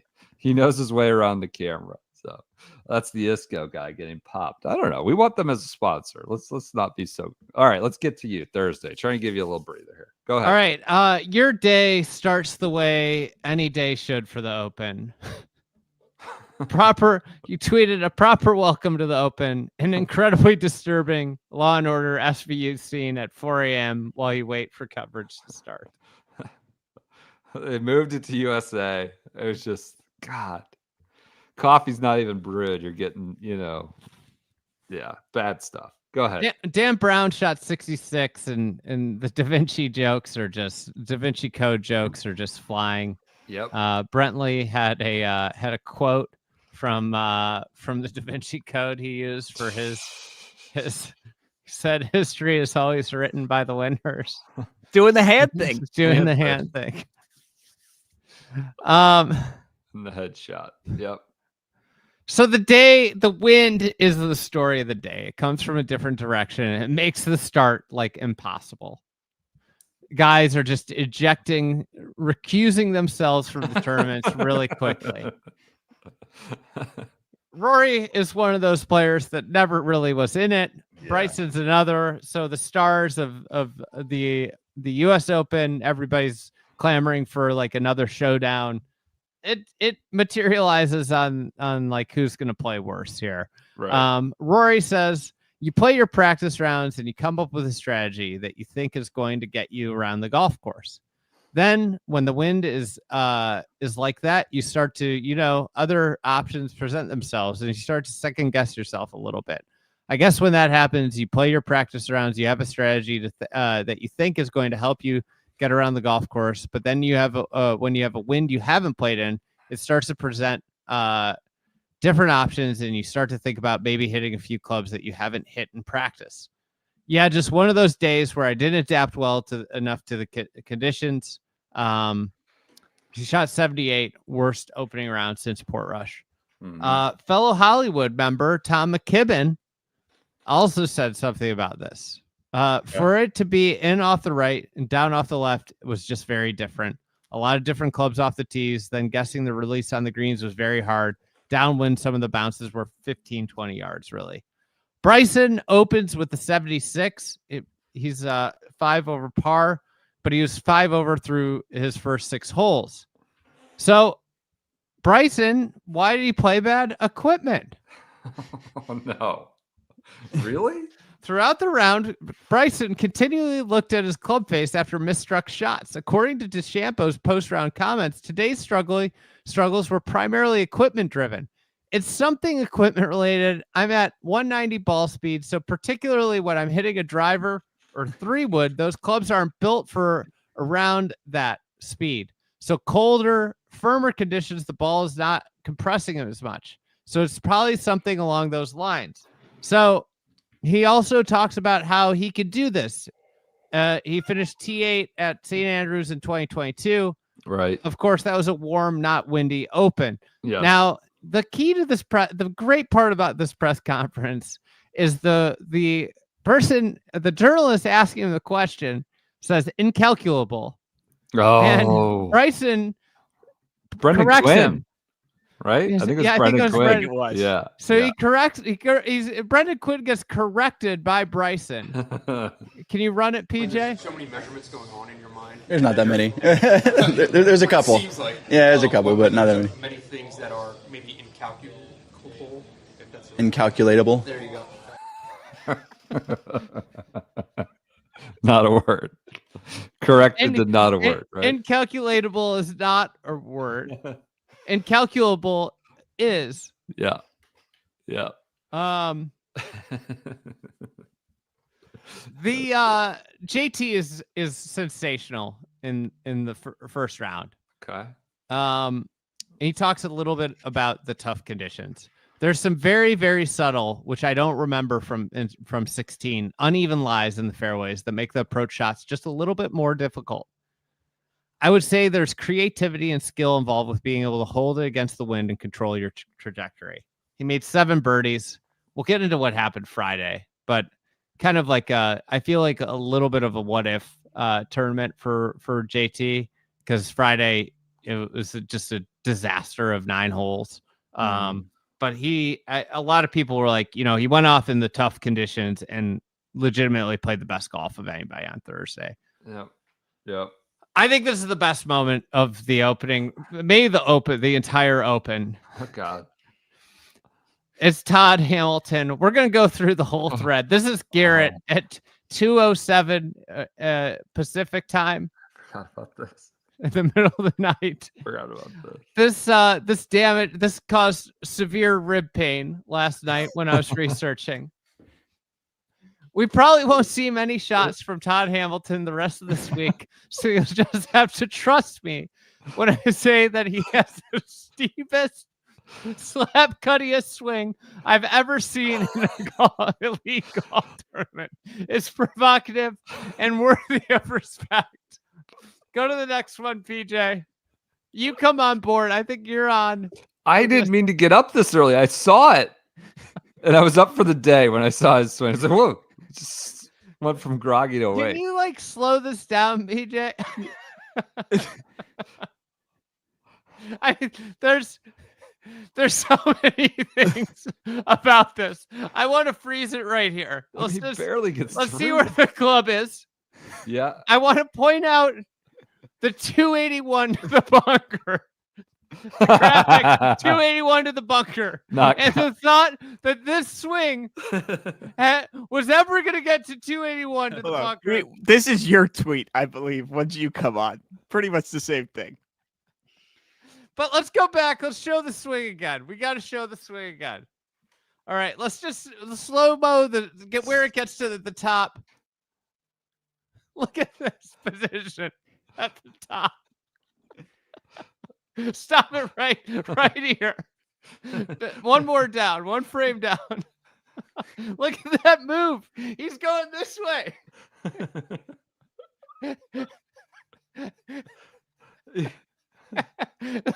Let's get to where the club exits now. I mean, it is just an unbelievable golf swing. So he's Steepest slap cuttiest, as Garrett put it. He's hitting 230 ball speed, 126 mile an hour. Keep in mind, we just did a video of Bryson hitting a persimmon 182. He's out here at 126, clocking it at 126. And keep in mind, Monty called for Tiger not to play in this. All right, let's get to the next tweet. Poor Todd Hamilton.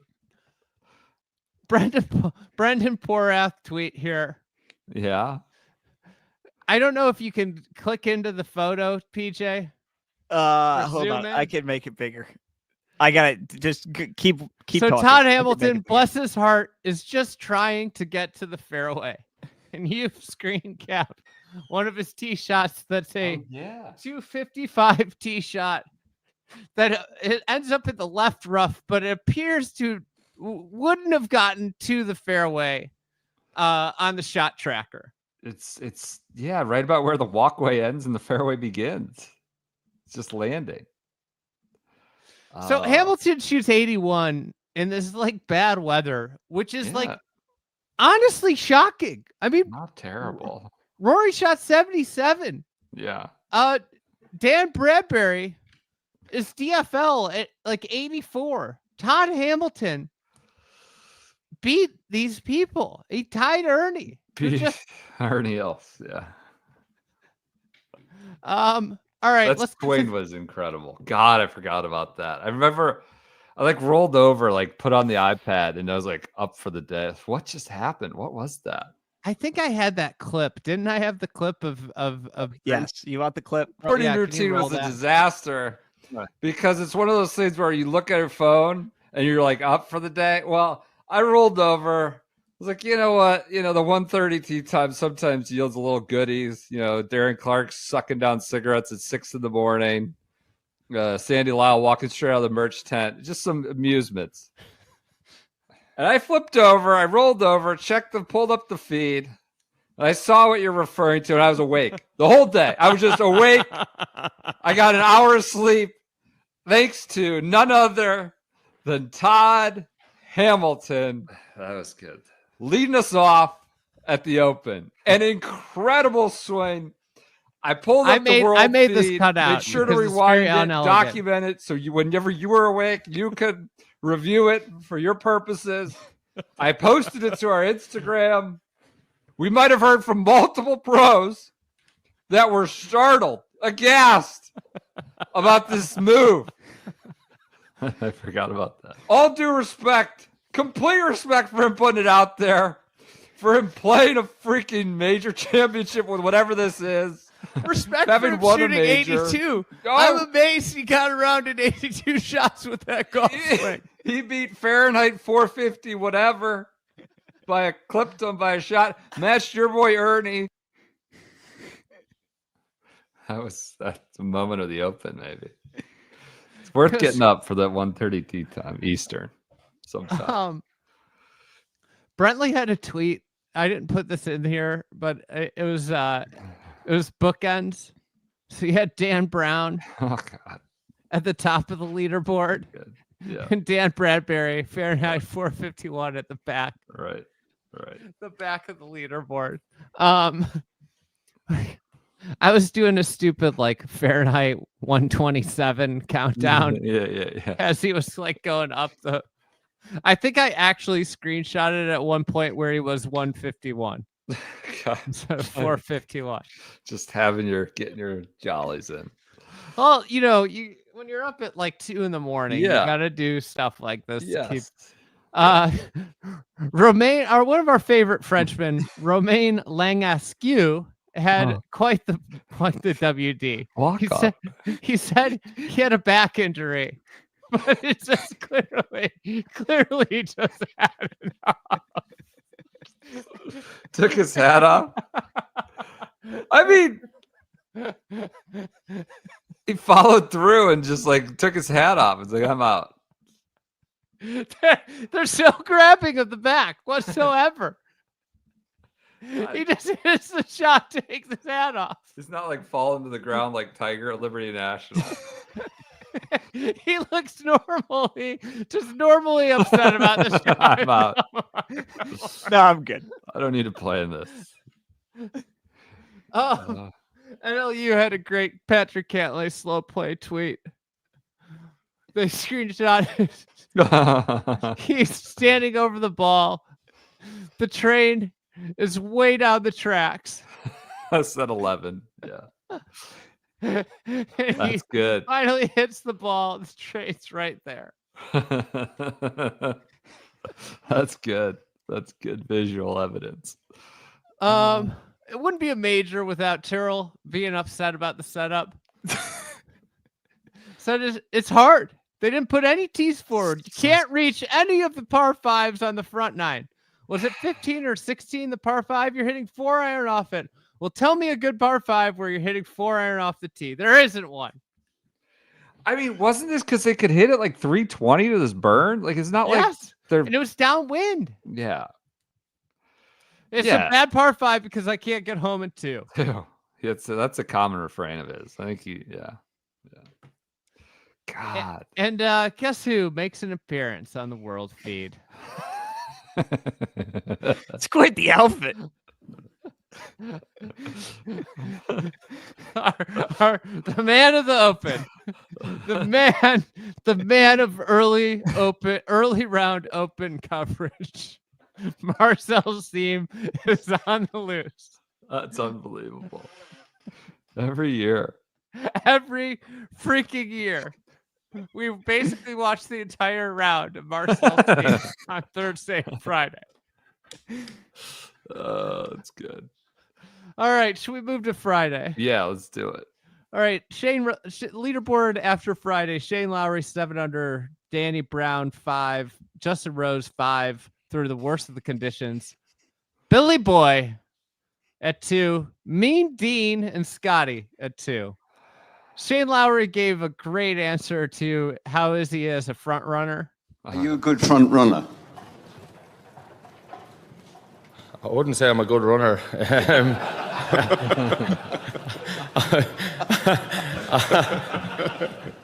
I don't know.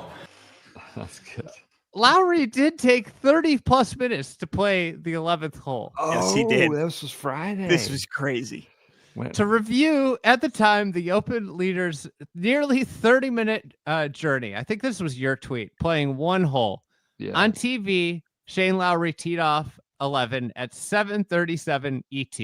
Drives into the right rough, yanks second shot into the gorse, and yells at cameraman. Hits provisional onto the green, fairly close for a possible bogey putt. First ball, then found in gorse. Takes unplayable. Eventually finds a suitable place to drop. That took forever. Yeah. Hits 4-shot short of the green. Putts onto the green. Putts in for double at 8:05. Is 28 minutes to play a hole with 20 minutes in between just 2 shots bad? Question mark. I forgot about that. And he cussed out the cameras, man. He undressed the camera guy, right? I mean, he yanked it through the high, like grabbed the club, and he yelled at the cameraman. God, that took forever. Wasn't there a problem at 11 with some sort of marshal that was supposed to be in a tower? You remember this? Let's say we should have gotten. You remember that some guy volunteer was supposed to be up in a tower telling you it's safe to hit. And that caused like other like 30-minute backups because they weren't being signaled to wave to hit at 11. Yeah. You remember that? The guy was just fell asleep or didn't get to his post. God, what a mess. All right. The morning is very scoreable. The afternoon was like just miserable conditions, brutal conditions. Yeah. Per data golf, players who teed off in the afternoon averaged 75.3 compared to 73.4 in the morning. It should be noted that the tee times roll throughout the day as opposed to distinct waves. The adverse early conditions underscore the quality of a few phenomenal rounds today. John Rahm shot 70. Joaquin Niemann 71. A 71 with a quintuple bogey on the postage stamp. Yeah. And then, but the round of the day, this is from the newsletter. I think it was Joseph, but the round of the day belonged to Justin Rose, who fired a brilliant 68 -3, despite facing some of the worst conditions of the day. Tied for Friday's low round, Rose's 68 was the only score of 69 or better shot by a player who teed off after 10 a.m. local time. Another amusing story that comes out is our guy Joe Dean, not to be confused with Dean Wade, Cavs star. Sure. Joe Dean.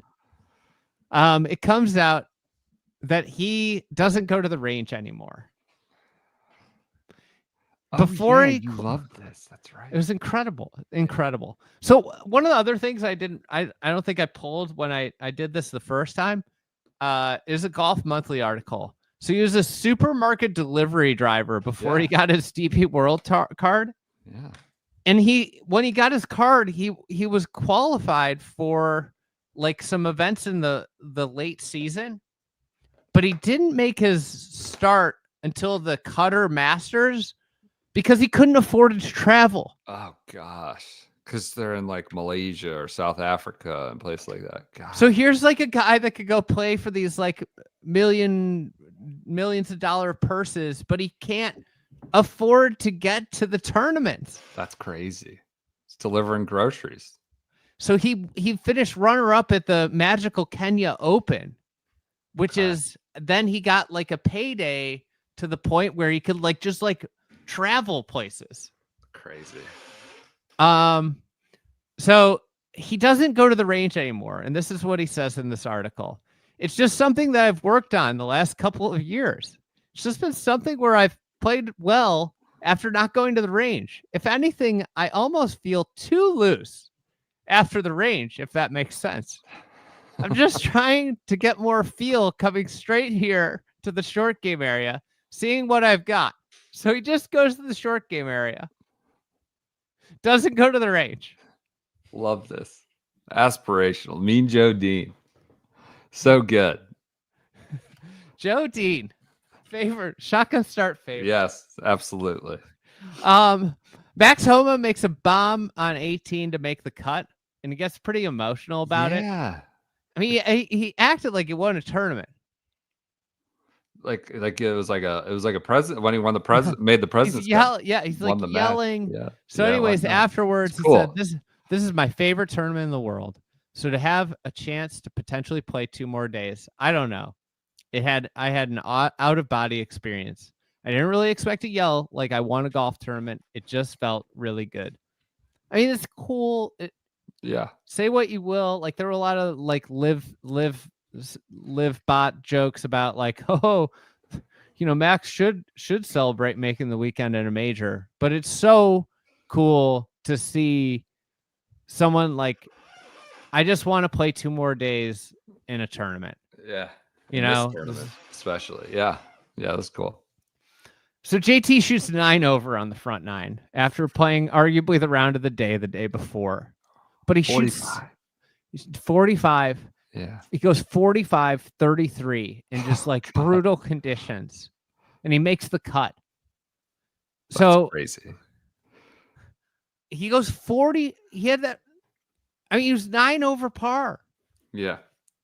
And so it's just like one of those what ifs, like with that 9, right? Yeah. It's like, he shoots 68, and then he has like 33 on the back 9, the 9 in between, and I think he finished. Where did he finish? He finished 31st in the tournament. So it's like could have very much been in contention if it wasn't for just a disaster of a 9.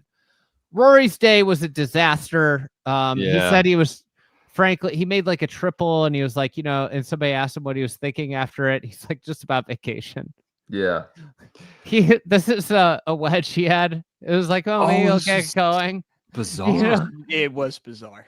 He had a wedge like literally 50 yards offline for the audio listeners, like 50 yards left.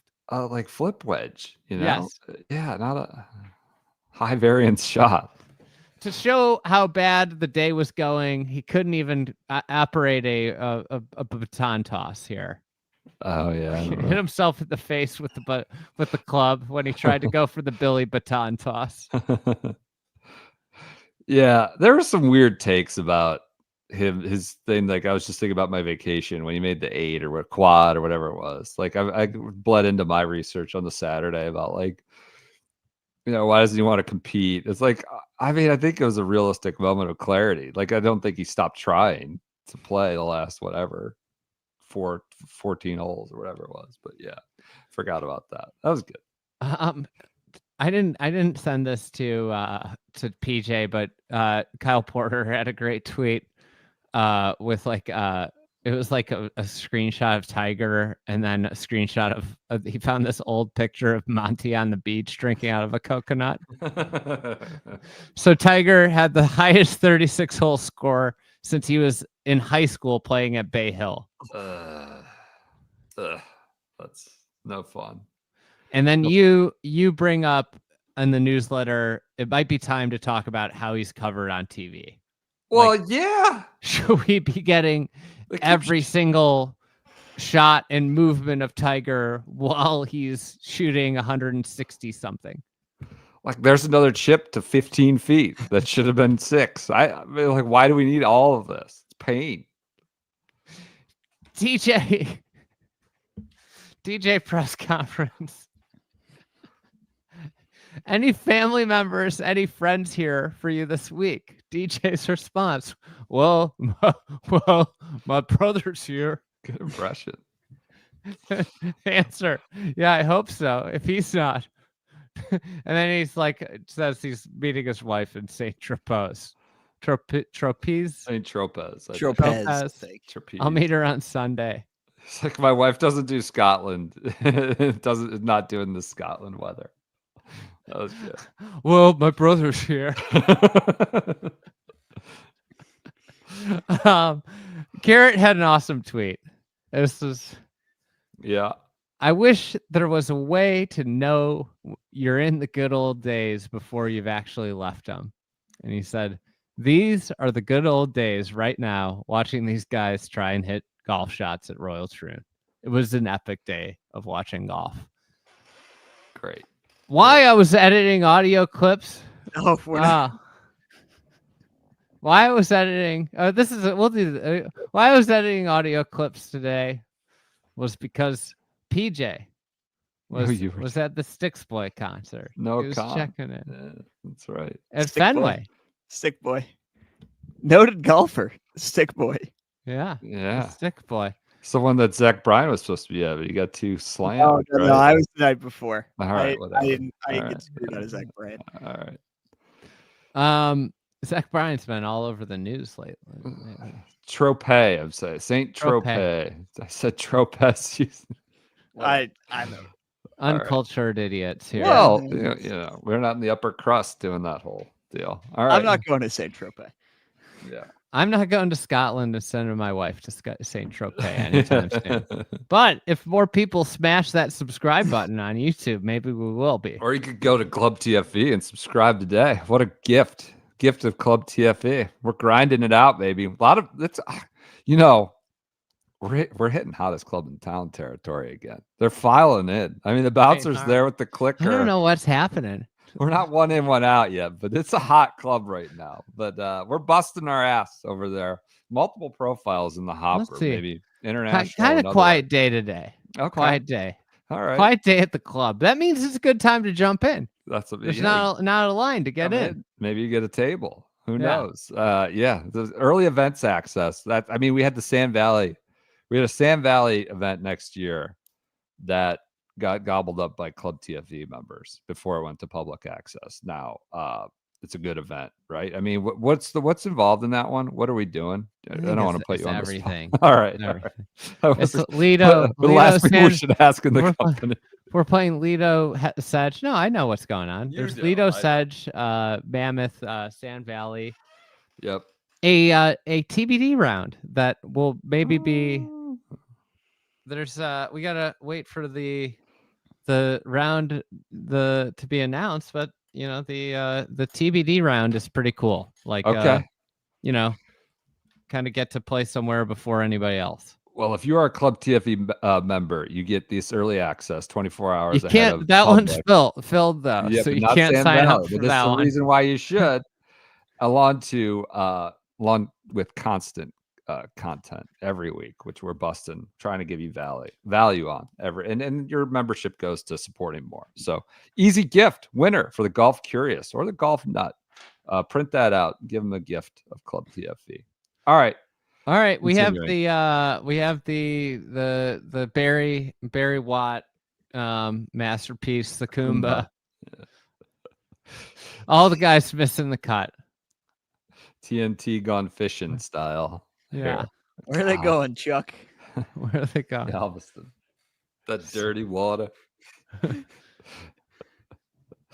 All right. That's good. That does it for Friday. Cut. All right. The gone fishing. We're going to Saturday. We get word of weather rolling in. And Jamie Weir from Sky Sports is on the range with Paul McGinley, who lends credence to some of our sort of idiocy on this podcast about how Burley Boys might have an advantage when the conditions come in. This is Paul McGinley, Sky Sports. My right here is a man who, before a ball was struck in the Open Championship, said that Shane Lowry's going to win it. And there he is, sitting at the very top of that iconic yellow leaderboard. How impressed have you been with Shane over the first 2 days? Well, a bit like Darren Clark in his day, when the weather turns inclement and it becomes about windy and a battle and playing shots in these strong winds, you go for the big, heavy Burley set guy who's got a great pair of hands. I did that with Darren. I'm doing it with Shane. That wouldn't prove to be too prophetic by the end of the day. Shane gets blown out to sea on Saturday, but we love a good Burley reference from Paul McGinley. The leader at 54 holes was actually the town crier himself, Baton Boy, Billy, which we'll get to in a minute. So it starts to get nasty. Mean Dean Burmeister's Stainer's rain suit was a subject of incredible fascination. People suggesting like a Jets assistant coach. Looks like Rich Kotite. Riar Marshall, coach. It was just an interest. I liked it, but it was Stingers. Great fascination. JT goes out in 31, so it's 14 shots better than his Friday morning 45. This is the roller coaster of JT, clearly playing well, throughout, but that 45 just nuked his chances. Goes out in 31, still has a chance. Dan Brown, who's somehow towards the end of, towards the top of the leaderboard, was just a total roller coaster. He made 5 birdies and shot 73. Made no pars, but smoking cigs, taking cigarette breaks with the fans, taking selfies with the fans while he's still playing his round, essentially in the final group. His cigarette habit became a subject of great fascination throughout the round. Literally taking selfies, stopping with the miss hit that went adjacent to the fans with a cigarette while he's playing and kind of in contention. Can I ask a question? Yes. Do you think we're so far removed from cigarette culture? Like cigarettes have gotten so far out of that now it's just such a novelty when someone smokes one? It's a real unique thing. Yeah. Yeah. I mean, yeah. You judge somebody who's smoking nowadays? Do I? Yeah. I don't know if I don't. judge them, but like I notice it. You just don't see it anymore, really. So, and we came from an era when you could like smoke in bars, for God's sake. I was in college when the transition happened. Yeah. Like yeah. it went from 1 year that was like the greatest thing ever when you stopped coming home from the bar smelling like an ashtray. Yeah, your coat would take 4 weeks to air out. You're hungover. You have to go to class and put that coat on, and it's like, oh. Well, Dan Brown I think there is some credence to what you said. He shot 73. And he talked about after the round because you had the cigarettes out there. It's like, I get anxious. It's like, seemed like you were trying to hide it. It was like, well, my parents are here. He's like talking like a high schooler trying to sneak a butt in the driveway. He's like, my parents are here. I don't want them to see, I know it's not the best modeling or something like that. Billy Boy's back nine was like one of the great all-time back nines. I think he had only one bogey. This is, again, we'll get to how hard it was, like maybe the hardest conditions of the year. He made one bogey. He had only one green in regulation. One green in regulation. He made only one bogey, and quite honestly, the hardest conditions of the year. He was scrambling from like everywhere. He was unbelievable. Bunkers, pop bunkers, like little nippers from the side, tight lies. Just an incredible scrambling game with only one bogey, hitting only one green. He had the hat backwards, took his coat off, like the rain gear was too restrictive, and like it was freezing, and he was in short sleeves, the backwards hat. People were talking about how he wasn't respecting the game, joking about his backwards hat.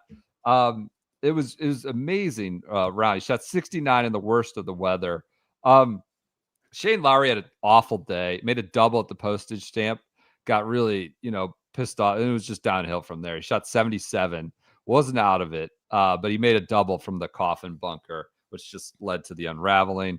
Justin Rose struggled, quote unquote. He was in the hard. I mean, this was really I don't know, an enchanting week for Rose after he qualified to get in and really grinded his ass off and the hardest conditions throughout. Like a lot of these guys sort of, I wouldn't say they backdoored, but they benefited from being on the easier side of the draw. Sam Burns type, Adam Scott, all of a sudden they were like in the top 10 on Saturday, but Justin Rose battled through it all. It was Burns, Henley, and Tristan Boy. Like they were 4.5 hours ahead of like the real weather. And all of a sudden they were like top 10. A funny little clip was the kid that made the broadcast pulling the beanbag chair on his brother. It was pretty funny. Just amusing for me. Kid goes face first into the turn. Great timing from the brother on the prank. Cam Yan hit a really cool shot from the edge of the coffin bunker, like almost hit it in the bunker to ride the ridge that sort of is adjacent to that bunker. Honestly, like skirts down and 5 feet makes a par. The postage That's stamp an awesome shot. Super cool watch all weekend. More links views, sites only from Links Golf was Bobby Mack plays at righty, I think, with the back of his club. He kind of, tinkered and he tried everything. He tried a baseball swing. Too bad there wasn't a sprinkler head around. Tried the baseball swing lefty, the out of the bunker swing lefty, and then I think eventually hit it righty with the back. This is where of he his club. settles. Yeah. Yeah. Just all in a matter of minutes. So the weather gets really bad. I think Scotty's shot into 17. We'll just do now. Like guys were hitting driver into the par 3, and Scotty hit his 3-wood, took all he could. That's an amazing shot and hit it. That's when you're like, he's gonna win again. There's no way he doesn't win. It's like hard to explain how good it was. Guys were hitting driver into par 4s and not getting home. The last group both hit driver on this par 3. I think it was on the card. It was like 238 for the day and not getting there with driver. And he hits a 3-wood to a foot.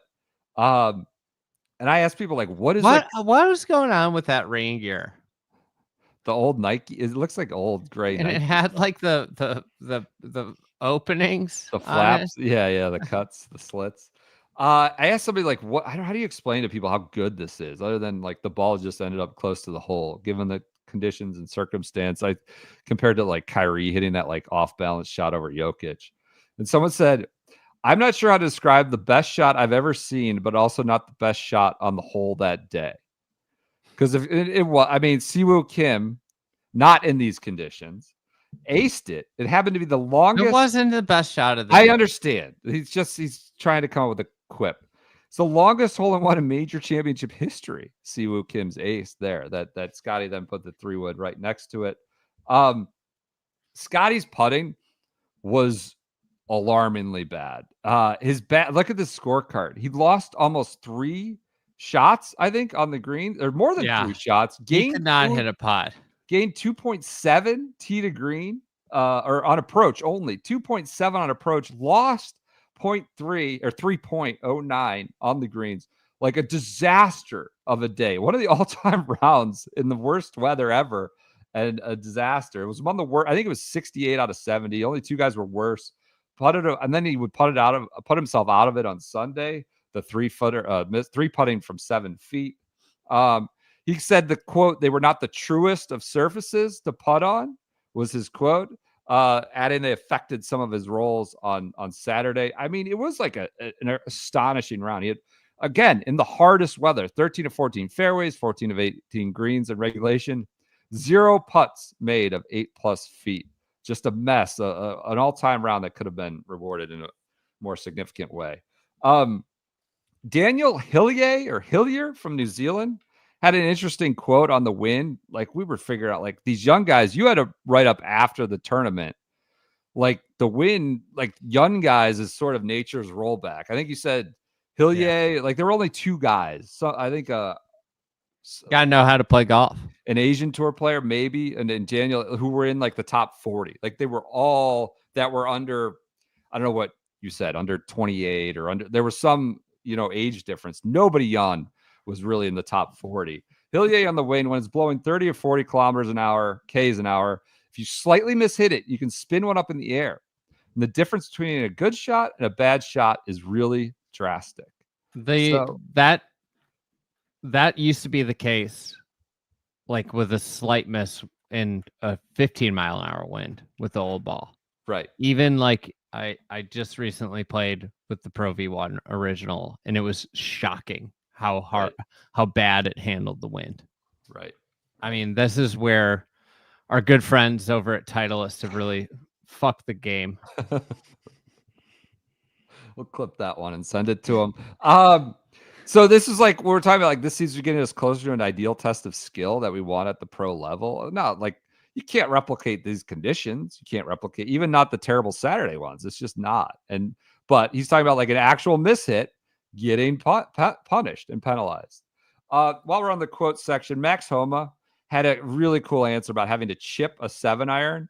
He had to chip a 7-iron on Saturday. He goes, I feel like these are oddly freeing because you're not supposed to know how to do it. Like, you don't practice this a ton. You're not supposed to know how to do it. You just kind of feel like a kid again and just chip them. There's no science to it on those. So, like, removing the TrackMan a little bit, you just really have to have some feel. And like a shot on a basketball court, just see it and try to make a 7-iron go that far. Such cool. Like, wouldn't golf be more fun if there were more shots like that? Thank you to our good friends at Titleist. I mean, a brilliant answer to make it relatable. Like, are you in the mid-range? Are you in a 3-pointer? Like, you just kind of feel it, and you make it. You judge your. It was great. On a less sort of sophisticated note, Homa said he seriously thought that the planes could be hit by a tee shot down at that end of the course. He goes, if you want to get the ball in the air, I think there's a real possibility if you time it right, you could hit a plane. So I think people could just hold off. And he would like walk that. It was like, I guess that's not possible. Talked about hitting the planes as they were landing. It's like, I don't know. I think I was just being an idiot. Just on the conditions, Dan Brown and Lowry, Shane Lowry in the last group both go driver into 15 and come up short, which we tweeted about from the fried egg. The Open is opening. Shane Lowry, it's starting to get grumpy. after his ball hit someone inside the ropes to avoid potentially going in the gorse. Like, it hit a media guy. It was going in the gorse. And he goes, in the future, don't stand in the middle of the fucking fairway when we're trying to hit, okay? It kind of saved his ball, I think, from going in the gorse. But he's, he got popped in the postage stamp. It's not great. 504-yard 11th. Started to play back into the wind. It played 4.6. 502-yard 15th became unreachable, even for players bashing driver off the deck. Every player in the last few groups hit lumber into the 230-yard par 17th. Scheffler said, I don't hit a 3-wood on par 3 very often. I don't hit driver, and a 3-wood really solid on a par 4, and don't get there in 2 either. It's definitely the hardest 9 holes that I've played in my life to this point. There were 7 9-hole scores of 40 or worse in the last 7 groups.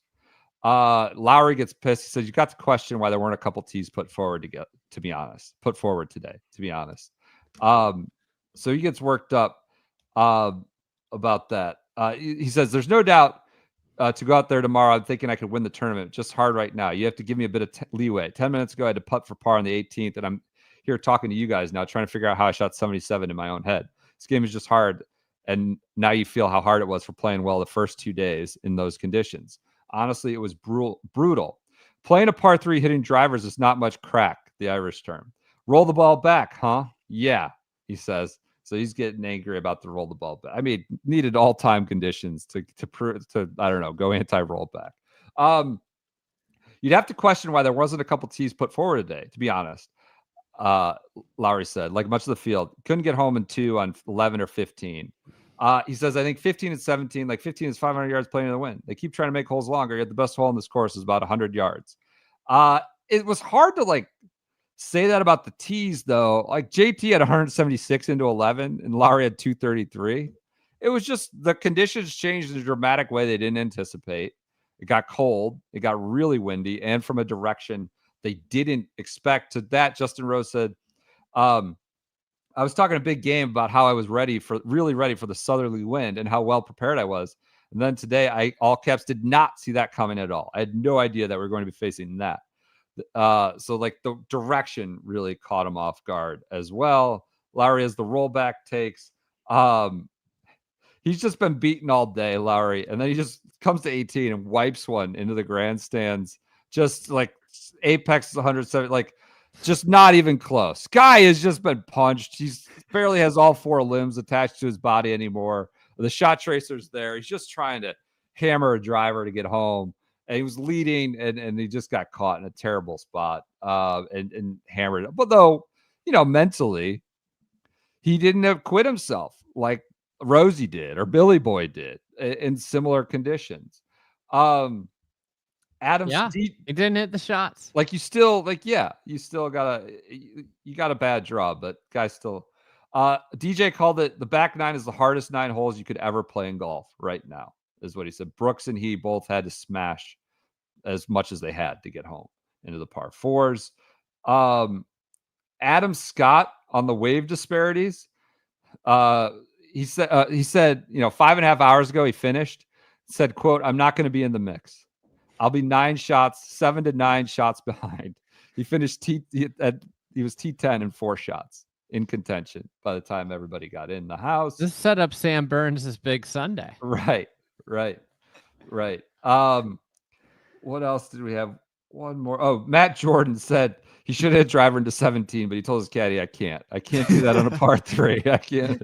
So he hit a 3-wood into to 17. I think that does it. Did I send you any more assets that we haven't gotten to, PJ? I think that does it for Saturday. Saturday, Sauce Gardner decides he's going to tweet that he's giving up golf for training camp. He's locking in. How locked in? Sauce is done with golf to lock in, and here we are. I wonder what his Madden rating is these days. I don't know. And then Saturday night, Shane Lowry's grumpy. Billy Boy had some great audio. Billy Boy's done nothing in a major. I just had this miraculous scramble all the way back on the back 9, and just some good audio that I sent to PJ for this as he gets ready for the biggest round. What's going on in your mind? There's not that many. There's a. That's Bryson. I love it. I've worked my entire life to be in this position. Listen, I've been in lead many times going into a final round. Obviously, this is a major. It means a little bit more. We all know that. We know what this means to everyone. I know what it means to my legacy in the game of golf and what I want to do and accomplish. But I'm excited to be here. I've wanted to be here my entire life. I'm finally here. I'm embracing it. As I told Todd Lewis, something I've done this year, and I've done a better job this week of it, or try to do a better job, is sort of manifest seeing myself holding the trophy before I go to sleep every night, envisioning myself holding that trophy on 18, walking out to the crowd and being congratulated as Open champion. And that's what I'm going to do again tonight, and hopefully that comes true tomorrow. If it doesn't, then I'll get back on the grind and work harder to get back in a position like this. That's cool. Like, I've dreamed of this my whole life. I manifest it. I know it's a major. And he talked about that with you guys, I think, on the Fried Egg Pod, a little bit similar about like his adjusting to his approach to majors. And there he was. One more thing. You had 3 tweets in a row on Scheffler's putting. You said was one, his shot into 17, Scotty's shot might be better than DJ's shot at Kapalua. Just a little tweak. He said his lawn iron, he said, was 71 the worst Scheffler could shoot today? Like, that might honestly be the case in insane conditions. You said Scotty hits lawn irons more solid than his putter. That's the problem. He wasn't hitting putts solid. It's crazy. Crazy run of stuff from that. That's Saturday. Just a great day of viewing if you're at home. Probably not of playing. So we go to Sunday. I had this incredible quote from Adam Scott on angles, links golf, and what you're meant to do. This is what you get at the Open, and why we don't get it very often is really a shame.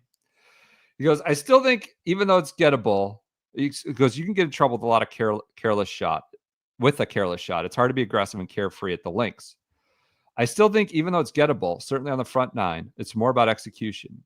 You can get it without taking any risk if you pull off good shots and hit 4 irons down the fairway and good 9 irons into greens. And stuff you're meant to do as a golf pro rather than just bomb and gouge it around. What a dagger of insight from a guy who's played in kind of all the eras. Same guy that was like, I'm still trying to get comfortable with just hitting driver as far as I can. I think he said that earlier in the year. He's like, I've gotten to the point where I know I just have to just launch the driver, and it's hard to get comfortable doing it. Hit 4 irons down fairway and good 9 irons into green, the stuff you're meant to do as a golf pro, rather than just bomb and gouge it. I still think at the links, even when it's not windy, the angles are so important. It took some discipline not to just kind of completely attack the front 9. So just interesting. Like, he's a very sort of, soft-spoken, reserved guy. And I don't think he means, shade necessarily at anyone specifically, but it was just a cool quote. Sunday, there's a lot of anger at the coverage and amount of playing through. I think Scotty's entire 3-putt happened on playing. 3-putt from 8 feet happened on playing through.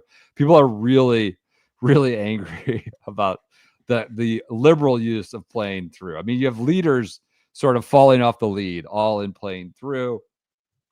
They're using the Open Championship as basically a vessel to promote the Olympics, which the Olympics were great this summer, but they were like, the last group's on the 72nd hole, and they're just hammering home, promoting the Olympics on NBC. People were getting very angry at the over promotion of that. Sunday morning, there's a guy shirtless in the water saying go Justin Rose or something, and people had a lot of quips on that one. Chad Coleman, I'm not familiar with TikTok, compared Thurston's face and his sort of complexion to the crying face filter on TikTok, which I think scans for most of you. It's pretty good. That was a very favorite tweet of the day. Brian Harmon is just little Brian Harmon battling through the conditions, riding the burn on was it the third hole, the one we talked about, guys not learning they could drive over it. Just takes the bridge, prances across the bridge of the burn onto the other side. Didn't think he could get there downwind. What an amazing shot. Flying across the burn just into the bridge safely. We talk about Scheffler's putting quite a bit. Is this just the constant flaw in his game? Is it going to be is going to hold him back from winning an Open, not on the putting surfaces, where his absolute pull hook dump on 18, where he went to the Martin Ebert sand scrape on 18. Oh God! That NBC did not show, but the World Feed did show. Oh, I forgot about this. NBC, there's the original, like throws the club on the follow through. I mean, it's like 130 yards off the tee. NBC shows his he hits a provisional. NBC shows his provisional as if like they don't know, and they just show it as if he's just, teeing off 18. You're so confused because you're watching both feeds. You're like, what's going on? Did the World Feed make that up? Was that a mirage? And I was like, did I really just see that happen? Yeah. And then they later say, oh, this was a provisional after NBC mixed that up. So Justin Thomas starts, he gets that 31 on Saturday, gets kind of back in it, and then opens with just hitting it on the beach. Boom, out of here. Number 1, OB, just miles right. The announcer on the World Feed says crikey while the ball is at the apex. Like, so far gone. Just felt bad for JT because he played so brilliantly for so much of the Open. And then, I mean, just starting had around. a handful of things that just jammed him. We had a lot of Matthew Jordan appreciation. He's the Open player. He's the Open specialist. But he never shoots 70 or 71 every round. Never in the 60s. He's not done a whole lot other than the Open, but he always shoots 70. Well, didn't he get the exemption? He finished top 12, right? I think he snuck in to get another exemption. He's 5 top 10s in his last 26 starts. 2 of them are the Open. The others are like this Kenya Open, Sudal Open. It's just like a mishmash of kind of random Euro Tour events. And then he top 10s at the Open with 70s and 71s only.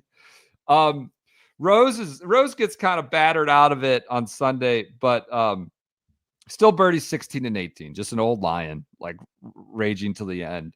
And he says, quote, "It's still my dream," he said, on another chance to win another major.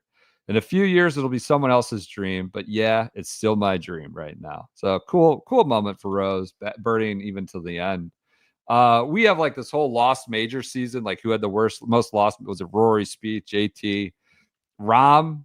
There was a moment on Sunday where like Rahm, I don't know, he birdied like 4 or 5, and there was like interest on him, and hadn't had a good year until to now. And so like who had the most lost majors? Wyndham, we debate that. Who would win is Xander Schauffele. Number 11 is just an incredible, like so hard. And he kind of hit like a missile just off the fairway left. He anticipated the ball coming out of the fescue hot. So he said he played, quote, a link shot. So he bounced a wedge instead of flying a 7-iron all the way to the hole as he would in the States, is what he said. Anticipated it coming out hot, like a link shot, is what he said. And this was after pulling the drive off. Hard drive. Start of the run. Yeah. 11, he turns home, hard drive, he nukes the ball. You quip that Xander's due for his first major. Another pot shot of Valhalla for the road. Did I tweet that? Yes, you sure did. It feels like Xander. Got some people they were fired up. That. Patrick Harrington sort of foreshadows Xander's march to the clubhouse. He goes, "It's actually okay in the back 9. As I said, there's enough of tests that we're going to enjoy it watching wise. The leader's going to have to shoot under par. The pins aren't that bad. I don't really see. There wasn't a tough pin on the back 9. They've set up for good scoring. With the winds across and slightly down at times, you've got to play the golf coming home." And Xander would do that, as Patty foreshadowed. Xander wins. Like he goes, we don't need to go blow by blow. That 11 was amazing. His longest putt for par, as Fried Egg tweeted, was 2 feet 10 inches. Kind of crazy. Low stress putt day, given what the test was. He had a 3-wood that went over 180 ball speed coming in, just like nuts. People were fired up about that. He putts out, and Joe Biden WDs right as Xander putts out. They're like, "Oh, classy of him to wait for Joe Biden WDs." He wanted Americans to have all 4 majors again. Yes. First since 1980 or whatever it was. Americans have won 7 of 9 and now hold all 4 majors of this season at Joe Biden WDs. So quick Xander context. He went top 10 at all 4, 2-time winner, 7 straight for American, 9 of 10. They hold the Grand Slam. He waited for his caddy to walk up. This is a great Kyle Porter tweet. Golfers finished in the top 10 all 4 majors and won at least 2 of them in a single year. It's Arnold, Gary, Jack, Tom, Watson, Tiger, Spieth, and Schauffele. So not just going all top 10 and then winning 2. What a list. Xander and Spieth, the only, joining likes of Tiger, Watson, Nicklaus player. An amazing, amazing list. Here's LaMagna. Schauffele entered this week as the only player on the tour ranked top 40 in all the strokes gained denominations. So he says, after a close call at the players, he posted 4 major finishes of 8, 1, T7, and 1. He is unquestionably the best performer on the major championships. Per Justin Ray, Xander is now the 3rd golfer since 1980 to finish in top 8 in all 4 majors in a season, while also nabbing at least 2. We just mentioned that. He also has quietly assembled a major championship resume that rivals nearly any other active player under the age of 40. Since making his major championship debut in 2017, he's finished in the top 10 in 15 of 30, so a percentage that only Scotty or Rory boast a higher percentage of a top 10s, with at least 20 major starts.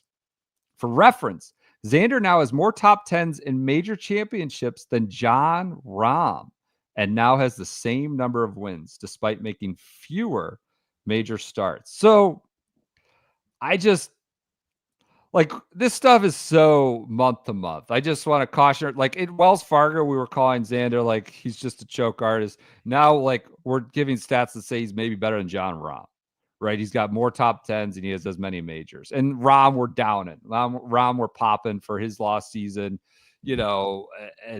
It could change, and we just need to caution ourselves. It is. I do remember us reading that, oh wow, is he on the same level as Rob now? Is he essentially, where do you rank them? Kind of nuts. Do you think he's better than Rob? I personally do not, but those stats are pretty compelling right now. The thing is, you think Rahm is younger, and he's basically the same age. He's made more major starts already too. I mean, that's the thing. Rahm's a year younger. It's you think Rahm's young, but he's actually he's 30. Yeah, because he didn't make it on tour really. He didn't turn pro till he was 24. And we just kind of. What I think with the Ludwig thing's the same thing. Yeah, yeah. He's 25 or 26 already. Just age matters. Perception is interesting. I think Rahm we think of as this alpha, and Xander's kind of there. Quickly got there. He beat the field average in 15 of 16 major championship rounds. The only round in which he lost strokes to the field is the final round of the Masters, and he shot a 73, losing only half stroke. He gained 3.61 strokes per round on the field. The next best was Bryson at 2.95. So only 2 players finished in the top 20 in all 4. That was Xander, who obviously went top 10, and Morikawa. So an all-time, really one of the all-time major seasons, not just for the 2 wins for Xander. So that does it for the 2024 Open or British Open from Royal Troon. A great, great major championship. All right. 3M week, TPC Sod Farm. Nick Dunlap wins the CUDA for. You have anything else you want to throw in there? I had one thing that I came up with. CUDA. First, the PGA Tour is peddling that he is the first player to win as an amateur and a pro in the same season. They are hammering that home. That's true. It is factually true. And this win gets him to 63rd in the FedEx Cup because his first win did not count. He was a bubble boy at the Wyndham. He was 64th. So that's Andy begins the crusade of how the hell is Nick Dunlap not making the playoffs, even though he wins twice here. Are we going to Wyndham? Are we doing Wyndham? No, yeah. Right. I mean, we're gonna try. Okay, all right, 3M. All right. I didn't know the Open was gonna take us. No, that was a 30 minutes. Where are they going, Chuck? Going to TPC Sod Farm. Yeah, did you see Nick Dunlap? Someone texted me today. It's do people hate Nick Dunlap, the players? How do you get 57% of the Rookie of the Year vote, which he just got today? That's kind of crazy. Jake Knapp, the other Jake Knapp. The other Stealing votes candidates from Nick I don't Dunlap? know. It's Knapp and a few others. Pavon was in there. No, that's understandable. Pavon. All right. 3M Open. I hopefully won't make this long. Joseph Lamagna, let's pick up. Great newsletter. Subscribe to that Fried Egg newsletter. Great newsletter writing about the 3M Open. Or this was a Club TFE post. There's no sugarcoating it. The 3M Open stakes. It's an especially stark contrast to what we just witnessed at Royal Troon, so much so that it's virtually an entirely different sport. Look, I'm not swerving out of my way to pop the PGA Tour. I'm an ardent defender at some TPC venues like Sawgrass, Scottsdale, San Antonio. However, TPC Twin Cities is a very rough golf course to watch. It's long, there's water on almost every hole, and it features a closing stretch with opportunities for both birdies and bogeys, which people seem to like.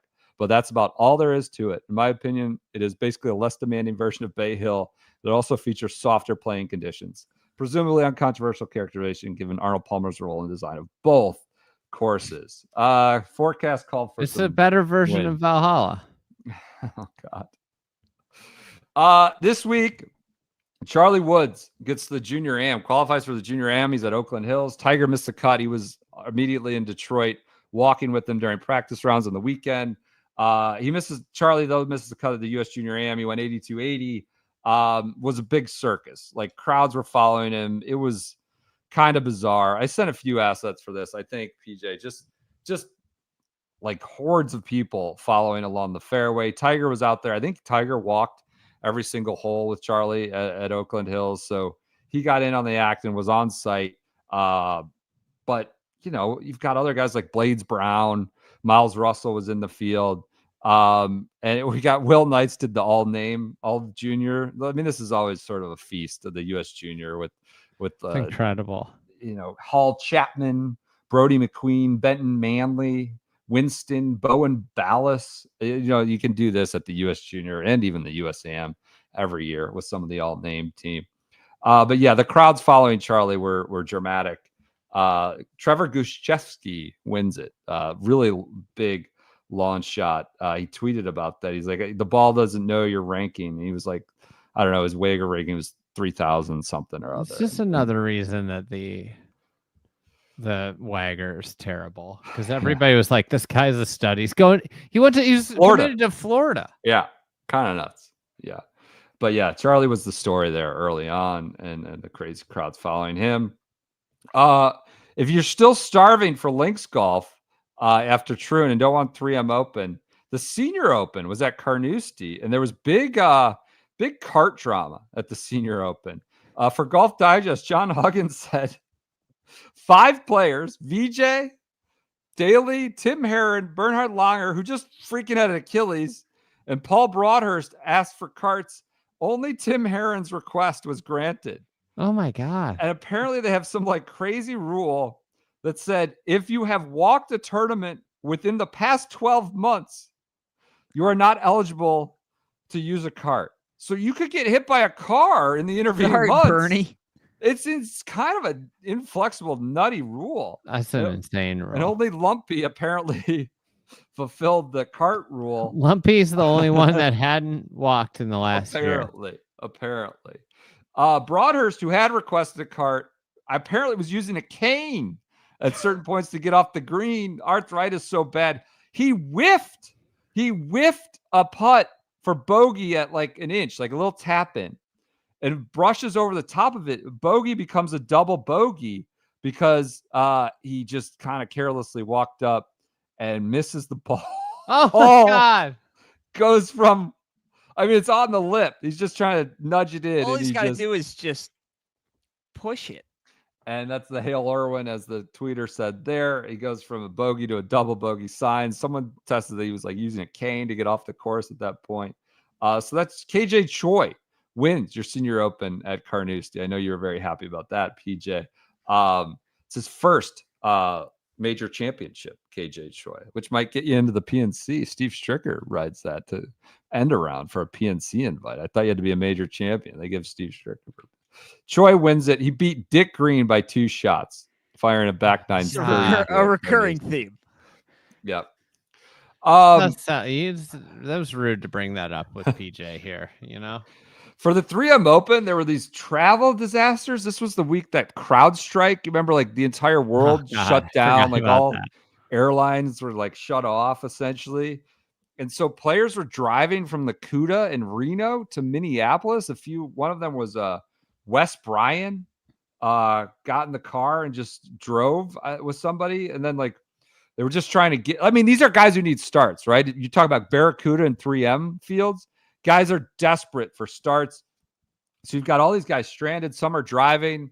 Some are like cobbling together assets to get on a private jet. I think Chan Kim said it was the first time he'd ever been on a private jet. Some like boosters are sending private jets. It was just sort of the circus to get from Reno to Minnesota for guys who desperately were in need of starts. Wesley Bryan was one of them. Do you know they were conspiring against him? Well, I got a little bit more on that later. I could give you, I think, 2,000 guesses, and you would not guess the first round leader at the 3M Open. Michael Thompson. Oh, no. An individual shot 63, an individual by the name of Jacob Bridgman. Bridgman. From Clemson. The Bridgman. Yeah. He was your first round leader, 63. Had a full year. Might be friends with Dabo. We might have a mutual friend. Yeah.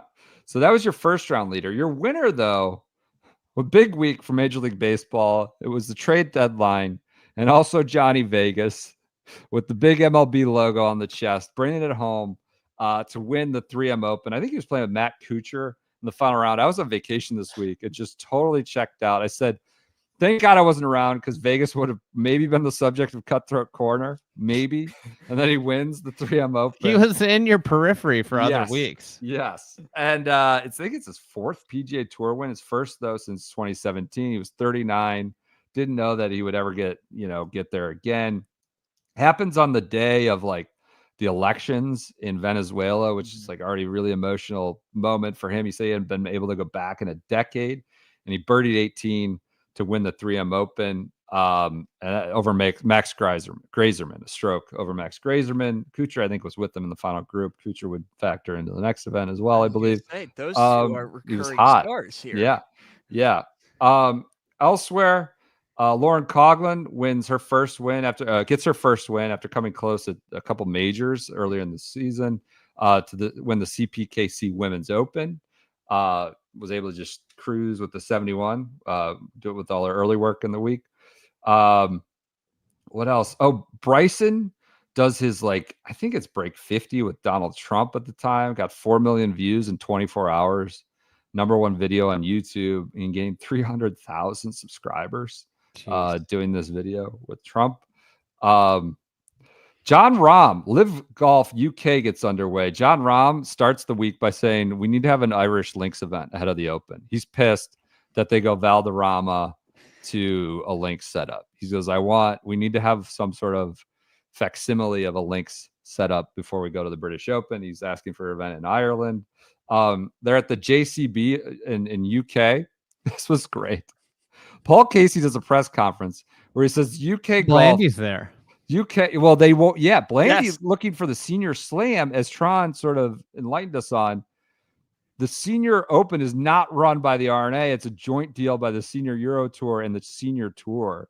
And so I think Blandy was blocked from going there. Paul Casey, in his live presser, says golf crowd in the UK is starved for golf. When I started playing, there were 6 or 7 professional events on various tours in the UK, and now there's a lot fewer than that. Well, Jamie Kennedy does some of the research on this. He tallies 15 professional events in the UK in 2024. Oh my God. God. He says they're starved for golf. There are no more golf events. Ben Coley then comes over the top. He says Paul Casey skipped Wentworth in 2014, 15, 16, 17, 2020, 2021. And now he's worried about the starved UK fans because he's paid contractually obligated to be there. He also this is Shades of Rom in Australia. Right. He also didn't play the Scottish Open a single time from 15 to 21. He didn't play the Irish Open after defending it, and he never played the Dunhill Links after 2024. So, just at the Live Golf UK event at JCP, saying how they're starved. People did check the receipts on that one, and it didn't work out. John Rahm wins Live Golf UK. It's his first professional golf win since the 23 Masters. First pro golf win. Finally gets on the board at Live Golf UK. Not without incident, though. There was some hooligans shouting at him at JCB, which led to this amusing moment where he's staring them down in the grandstands, and his caddy just really undresses them with some earmuffs language if you have your little ones in the car. Down hole locations on a very small plateau. Nuclear Golf tweeted meltdown. Rahm gets Crowd's agitated. getting rowdy here on the 16th green.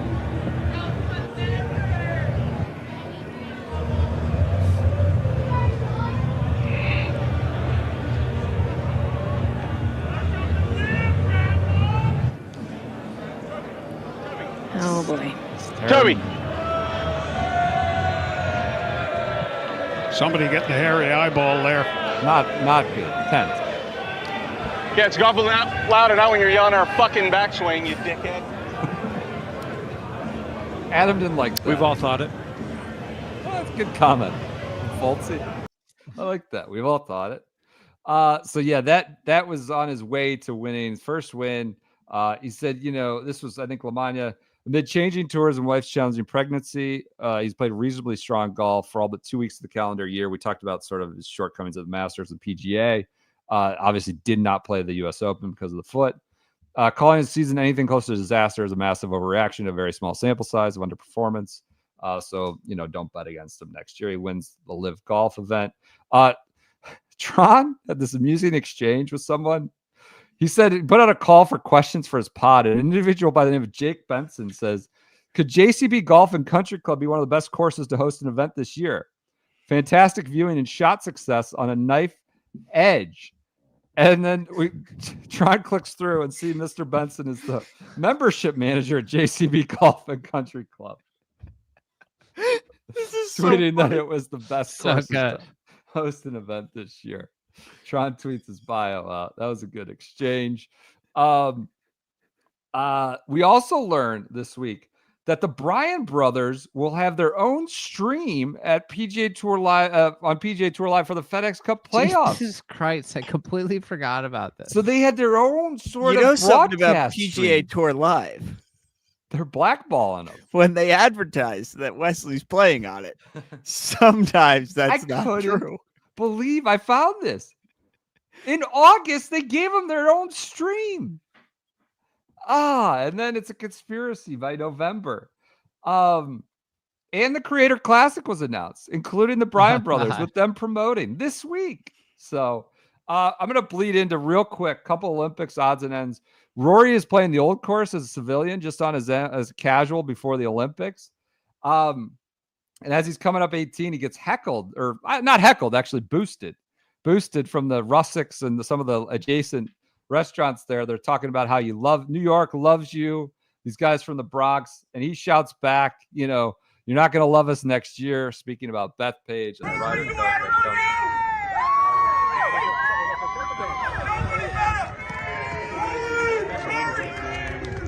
New York loves you! Miami, Florida! The Bronx, baby! The Bronx! Florida! The Bronx in the house! You're not going to love us next year! Really good. I was listening to that clip. You're like, the Bronx loves you. The Bronx, baby. I was thinking about those guys that basically assaulted Mookie Betts in the World Series, like pulling his glove off. These are the guys essentially yelling at Rory, but positive thoughts. Rory's week of one-liners at the Olympics. He goes, they asked him if the rough was the same as 2018 Ryder Cup. He goes, you'll have to ask the Americans. I wasn't in it much that week. So good run of one-liners for Rory. The Olympics we don't get into too much. It's just what I said earlier. Xander said you may lose some guys over a mixed event. Rory and Shane do their press conference with like a billion sponsors in the background. We talk about the innocence of the Olympics. You just wear your uniforms. There are no brands, and there's like Visa, Samsung, Toyota, all in the background. And all time, we skipped the Olympics for this exercise. We talk about it with Jeff Shackelford on the Fried Egg, a forthcoming Fried Egg pod. One of the best events of the year. Scotty wins with it's Scotty's like in his season, like his full flight. 9 under 62 course record. The 8 iron from the rough, he gouges out on 18 to then make whatever they did. It was just an all-timer. Rory was in contention. Go ahead. I had a Rory quote. The Ryder Yep. Cup is the best tournament that we have in our game. Pure competition, and I think this has the potential to be right there with it. I think with how much of a shit show the game of golf is right now, and you think about the 2 tournaments that might be the purest form of competition in our sport. We don't play for money in it. Well, half the players don't play for money in it. So it speaks volumes for what's important in sports and what's important. I think every single player this week has had an amazing experience. Also, go ahead. Scotty cried on the podium. Sure. Remember that? Yeah. There's a great picture of him and Fleetwood, like kind of like staring up at him from the silver medal podium. Yeah, that was cool. It was so much. I mean, Scotty, I think, was 6 shots back on the back 9 when he made the turn. I love this too. What was it? It was it was like they had him fill out those whiteboards. My nickname is Chef. I'm representing USA. This is my first Olympic Games. My favorite Olympic sport is basketball. My Paris goal is to have fun. Rory wrote his favorite sport was dressage on that whiteboard. That was kind of neat. Beals from convict to Olympian, the promise of America with Scotty. This was before he won. Honestly, this is my tweet of the year. I think this is a candidate. Oh, this is amazing. This is after Wyndham, I believe, is dead last after Thursday or very close to it. Bryson tweets, shout out to the guys in Paris this week. Stirring the pot. Of course, I would love to be out there competing with them, but no matter the situation, I'll always be rooting for Team USA victory. Now all I'm thinking about is Mike Shy. When the golf's good, Bryson's good. When it's not, he's not. Just it was great. I mean, Rahm melted down. Scotty shot the round of the day, course record. Rahm talked about how he learned more from losing. He had a greater appreciation for it than he thinks he would have won it, like how badly he wants it. It was just, he had some eye-opening quotes. You had Tom Kim in tears because he almost medals to get out of the military service. You had Victor Perez almost medaling at home. Hideki, I think, had like 5-6 birdie chances in a row, none of which he made to shoot 65. Tommy was on. It was just all the start. Rory, I think, made 5 birdies in a row to start his back 9 for it. Kind of like he had to go, balls to the wall to even get in it. And he did there and hit one in the water. It was just all the major players were involved. Maybe one of the great Sundays of the year. That's the Olympics. Let's go to Wyndham here. Wyndham. Do we want to hit Wyndham? Or we want to save it for the playoff? Let's go. I think we just go. What do you think? That's fine. Let's do it. Can you you got a hard stop? We're basketball limited. Practice. How much time do you have? How much do you have? I got 20 minutes. We can get this done. Okay, good. I like that. We can get this done. All right. All right. Women's Olympics week is this week. I'll just run through this really quick. Lily Vu, to me, it would rank a little higher than a major. I think in the sense that you're playing for your country and it's more than just golf. Nelly Korda on the crowds at Le Golf. I saw the crowds for the men, and to see the similar crowds for the women is just kind of, for me, mind-blowing. I wasn't sure what to expect walking on that first tee, and obviously my first view was the tee. Then I kind of looked to the green. I just saw like 4 people deep, and I told Jason, I was like, oh my gosh, this is absolutely amazing. I did not expect this many people to come out and support everyone here. Charlie Hull, big news. She wasn't allowed to smoke. She shot 81 in the first round. Everybody's like, she needed the nicotine. Lydia Ko wins. Do you remember, like, it wasn't... Everybody was like, she's gonna clinch the Hall of Fame. It's added pressure. Yeah. And then they were talking about, like, so she got the gold, silver, and bronze. She had the medal. Yeah, the medal slam. So anyway, she wins the gold. She qualifies for the Hall As if of that Fame. was more impressive than just winning like 3 golds and a silver. Yeah, 3 golds, 2 golds and a silver. That's what it was. Is that people were saying it was like so impressive, so crazy. Yeah, it's so cool. It's like I think she would trade it in for a gold and 2 silvers Yes, over the gold, right. silver, bronze. Yes. Or It's exactly. such a bizarre thing. All right, let's get to the big one of the big moments of the year. Tropical storm. This is early in the week. Tropical storm Debbie comes in. Little did we know that Tropical Storm Debbie would yield one of the content moments of the year. Because of Tropical Storm Debbie, Thursday is a wash and Friday is delayed, which means they just have to play an insane amount of golf. And people are like, there's no way they're going to get done. There's no way they're going to get done. And there's miraculously the mules out at the Wyndham pick up the pace. They start trotting along. And it looks like they're gonna get the tournament in. Against all odds, they are going to get the tournament in. But alas, they do not get the tournament in. Oh, you think at the beginning of the week, they just must have run out of time. They must have run out of a few groups, just couldn't get it done. No. One man decided to not finish. So such an example. What? He's not really going to do that. The tournament does not finish on Sunday because Matt Kuchar marks his ball on the 18th hole. Oh, you know, he must have had a chance to win, right? No, he didn't. Aaron Ryan already won the tournament. He had won the tournament while Kuchar was deciding to mark his ball from 212 yards in the left rough. Aaron Ryan was making a putt that won the tournament for him. So Unbelievable. Kuchar marks his ball. I didn't pick this up. I didn't remember this. He marks his ball. He doesn't tell a PGA Tour official he's not playing. Do you know who he tells he's done playing for the Dottie day? or something? Dottie. Yeah. Dottie. So he tells Dottie Pepper he wasn't playing anymore. And she relayed it to 10. Oh, I just did it. What? She relayed it to Ken Tackett. I said 10 Tackett. That's your Scott Pelley. 10 Tackett. So Dottie Pepper was the messenger. Dottie for the Pepper tour? is Like, the message. You guys are coming back. Tour. You're staying overnight. Oh my God. And she said, Matt Kuchar has said he won't play anymore. I remember sort of the incredulity with Dottie, like, guys, Matt Kuchar. They're like, what? Matt No. Kuchar has said he won't play any more golf today. So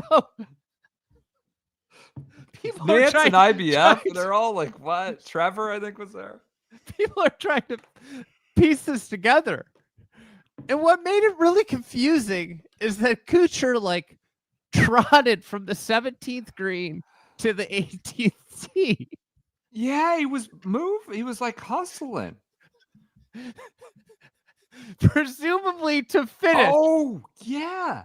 Didn't he tee off with birdied 17 and like ran to the 18th tee to tee off? Yes. And then somewhere from after teeing off to getting to his ball, he decided no more. I'm calling this. Didn't he hit into, or he got mad? He kind of Yes. like hit into He hit Aaron Rye. Aaron Rye. And he was mad that he wasn't told that. He said that after the fact. So Kuchar began the week 113th in the FedEx Cup standings and was projected to move to 103 if he parred the final hole. Top 70 make it next week. He's going from 115 to 103. 113. 113. Top 70. In other words, he had already been eliminated from the 70-man playoffs, which begin next week. Oh my! He was in line with a par for $134,000. Should he make? If he made a birdie, he would have collected $223,000, and if he made a bogey, he would have made only $77,000. So a lot of people were like, it's his right to play. Yeah. Oh, that was the money. That was so dumb. God, people argue anything. Kuchar explained his decision to Golf Channel's Todd Lewis afterwards, saying he was trying to help Grazerman in hopes that Grazerman would follow his lead and stop him. I thought Max still had a chance to win. I was trying to set an example for a young guy. After Max, like, no, I'm playing. I hit. I'm going. And he, in hopes that Grazerman would follow his lead and stopping. And he told Tackett he was done playing for the evening prior to Rye birdieing the last hole in front of them, which put him 2 shots clear of Grazerman. Yeah. This is Kuchar's quote. I was trying to set an example for Max. We were so far past when we should have stopped playing. We saw what Max did on hole 16. They should have blown the hole there. I feel bad. The poor kid should have won this tournament. By me not playing, it may show Max that he has an important shot. God. Show Max he has an important shot to hit. I feel like Kuchar's the last one we want, like, setting an example. This is after Grazerman makes like a quad on 16 to lose, right? Well, he made a quad. We'll get to this. Okay. We'll get to this. By the way, so we heard these comments are made in Golf Channel's live on air, and Brandel is there. And Brandel, like, the whole time is like completely flummoxed. So Kuchar makes the comments and kick it back to Brandel, who says he's still perplexed. Brandel goes, "Why did he tee off on 18? Yeah. Because if he had hit a good drive, it would have gone down there and possibly disrupt the flow of Aaron Rye and the group in front of him. He could have stopped long before this if he wanted to stop." Added Paige McKenzie, Max could make his own decision. To say I wanted to influence this other player in his decision making, that is a bizarre statement. Let's keep in mind, Kuchar says he's stopping. Grazerman finishes. He just finishes the hole. So this article on NBC, on Golf Channel or NBCSports.com, regardless, Kuchar still has to golf to play, and it's likely few will be there Monday morning to see it. Jim Nance signs off and says, "I don't expect we're going to be bringing you that coverage tomorrow." I forgot. They were having some fun with it. Love that. Love that. BP, you had a tweet that was funny. Let's see, what was it? It was, I think that, yeah, Kuchar wants an extra night of Wyndham rewards on the house. Yeah. So on the tour, Aaron Rye, or Grazerman goes quad, birdie, and then double. Okay. In this stretch, he was 4 up with 5 to play. It was a wild finish. Oh man. And Aaron Rye had been playing like great golf. He had a T19 at Pinehurst, T2 at Rocket Mortgage, T7 at John Deere, T4 at Scottish, and he made the cut at the Open. Great. Yeah. So, anyways, all right, now let's get to Monday. So he comes back out, and this is maybe the greatest tweet thread of the year. It's Kevin Price. Kevin Price should win like a Pulitzer, legitimately. Yeah, he works for the tour. He cannot make fun of Kuchar. Played the straight man, right? He played this so straight, and it's incredible. We're gonna go through every piece of this tweet thread. Love it. Do you have it, PJ? No, you didn't send it to me. Oh no. All right. We'll get it loaded. I'll find it. I have it right here. All right, put it in your doc and I'll get it loaded in. I don't have the doc. I'm texting it to you. Right. So anyways, we'll start here with the opening text, or the opening tweet is 51 years ago, Chichi Rodriguez won the at Wyndham Championship in a Monday finish. Perhaps in homage, Matt Kuchar will do the same. Perhaps in homage. He's not going to win. We already know. And there's a video, a cell phone video from 70 yards away of Kuchar driving out to the race. And it says, Kuchar on card heading to the race. I can't take it. This is so good. Kuchar on cart headed to the range. Final prep for 8 a.m. race start. Playing the 72nd hole. Current T12. All right. Next Current tweet. T12. Next tweet in the thread. It's from the range. His videos of Kuchar hitting balls on the range. What's he warming up to only do? person on the range hitting golf balls. Of course. Kuchar with last-minute range prep before Monday finish at Wyndham Champ. Current T12 for the week. Bogey would drop him to T21. Won't make playoffs, but could be crucial in efforts to preserve top 2025. No. Fall I to mean, all retain right. Okay. exempt status at PGA Tour. Next tweet.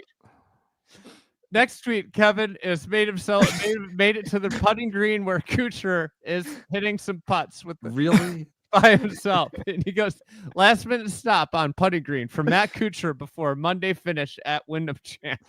Was only player to make FedEx Cup playoffs for first 17 iterations. Will fall just short in 2024, but he gave it all. Not He just gave it short. his all. He was not just short. Oh, this is good. Great. The next tweet is a cart. The cart's going out to the 18th. So it says, Kuchar heading out to 18 fairway to complete at Wyndham Champ. I love that he tagged at Wyndham Champ. Everyone. There's no coverage of this. Nobody's there. No, This it's is just good. Kevin. That's great. No stream. Second and third rounds at Sedgefield were completed Sunday. Final round will be completed shortly. That's insane. Monday. They should have played 2.5 rounds in one day, if not for Cooch. All right, so Kuchar gets out there, and what does he immediately do? And we only know this because of Kevin Price. Oh, God. He receives line of sight relief from the scoreboard. Ruling. Yes, sir.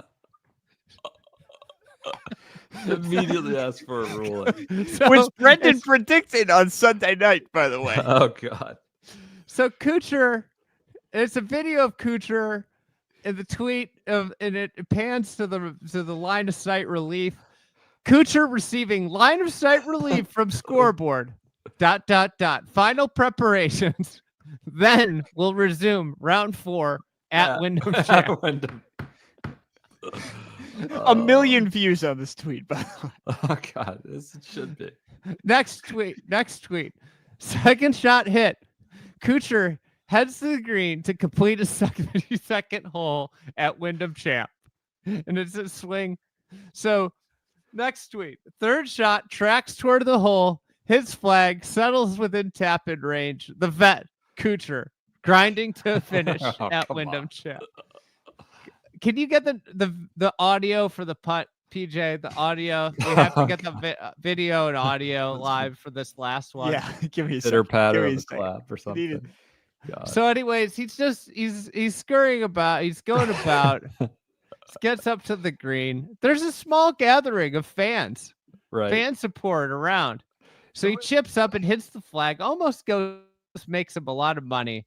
But in the meantime, he's getting lined up. And the tweet from Kevin is, Kuchar finishes with a par in a T12 at Wyndham Champ. Handshakes of appreciation, moves up 10 spots to 103 on the FedEx Cup. There's the applause. Who showed up for this? I think there's that Monday morning pro-am, so That's there are right. people. So I moves love up that they- 10 spots to 103 on the FedEx Cup playoffs and eligibility points list. Huge for his top 125 status. Smattering of patrons appreciate as well. Smatter. Then he gets- Sardonic claps, I would say. But go ahead. There's 4 more tweets here. We'll get to it. Kuchar heads to scoring area to side card, make it official. Tour official served as a marker Playing partners did not need to return for the Monday finish. Third, top 125 in 4 starts, trending into FedEx Cup fall. Record 17-year playoff streak comes to an end. Kuchar meets with assembled media, apologizes to those who had to return for a Monday finish. Was just in parentheses, was just a small group of staff and media. Felt like a bogey would have been the best case if I finished on Sunday. Had minimal time to assess options from well left of 18 fairway as darkness crept in. And then the next tweet is a picture of his laptop, Kevin's laptop. Deluxe hotel breakfast is prepped to write Kuchar column with free cup of coffee. Complimentary, always appreciated. Heart. And then the final tweet is behind the scenes. It's a promo for his article, behind the scenes of Matt Kuchar's solo Monday finish at Wyndham Champ to conclude 2024 regular season. Kevin deserves an award. Bizarre. Last bit of cleanup here. We had the PGA Tour comms tweet. Okay. Notifying everybody that the final round of the Wyndham Championship resumed at 8 a.m. Eastern. And then their follow-up tweet, the Wyndham Championship has completed at 8:06 a.m. Matt Kuchar makes par at number 18 and finishes T12. It's like the most engagement probably one of their tweets has ever got. A basic announcement like that. That's good. Kuchar on Monday in that press conference. Oh, again, this is such bullshit. It stinks too. Nobody wants to be that guy. That guy that's showing up today, one person, one hole, not even one hole, a half hole to putt. So apologies to the tournament, to everybody that had to come out. Sorry. I know it stinks. I know the ramifications. I know it stinks. Certainly, I apologize to force everybody to come out here. You reheated the Rory Kuchar burn. Which still mad. I mean, Rory was just telling me he passed me by 2 points. 2 points is $300,000 over 2 points. We all know what money means to him. So that was another Wyndham moment. All right, real quick, Ryder Cup qualification will change. But how is a surprise that it rewards success at big PGA Tour events more than regular tournaments, right? On the DP Euros. World Tour? Yeah, this is Euro Tour. Yep. Euro Ryder Cup. Also, the Players is lumped in with all the other signature events. Does not get extra points designation. Truist replaces Wells Fargo as the title sponsor of the Charlotte event, but that will, it's also announced it will be hosted at Philly Cricket Club in 2025. Chichi Rodriguez passes away, sadly. The 3 Gucheskis play together on the Corn Ferry Tour. Yeah. Scott, Luke, and Trevor. It's the second time something like that had happened. The first was the Nicklases. And last but not least, we'll send it off here. Graham McDowell gets popped for anti-doping and pops the tour, the PGA Tour. He sends out a tweet with a odd, lengthy statement. Nobody really cares if Graham McDowell's not playing in a tournament at this point, but he says, ahead of Live Nashville, I was struggling with severe congestion that was affecting my sleep. In an effort to manage it, I used a generic Vicks nasal decongestant without realizing it may be on the ban list. As a professional golfer, I understand the importance of checking all medications and option to apply for a therapeutic use exemption. Unfortunately, I did not think to do this due to the over-the-counter nature of this medicine, and I deeply regret that oversight. I fully accept the sanctions imposed by Liv. Liv's anti-doping policy is designed to be thorough and transparent, unlike some other tours. Liv enforces these rules rigorously, which made this situation particularly challenging for me. However, I respect the need for these rules and penalties. They are essential for maintaining the integrity of the sport. I'm proud of my 22-year career and the way I've conducted myself throughout it. Now I'm focused on moving forward and getting back on the golf course. I look forward to seeing everyone at Live Chicago. Unlike some other tours, so unnecessary. I got this unbelievable using that as a way to pop. That does it. That I am out of here. And this is another episode of the Year in Review. One left. One left. Monday. Playoffs. Sunday. We'll talk Monday, to you then. Live Sunday, Sunday, or probably. Monday. Or Monday morning. We'll figure it out. All right. Everybody enjoy your weekends. We'll be back with you then. Thank you.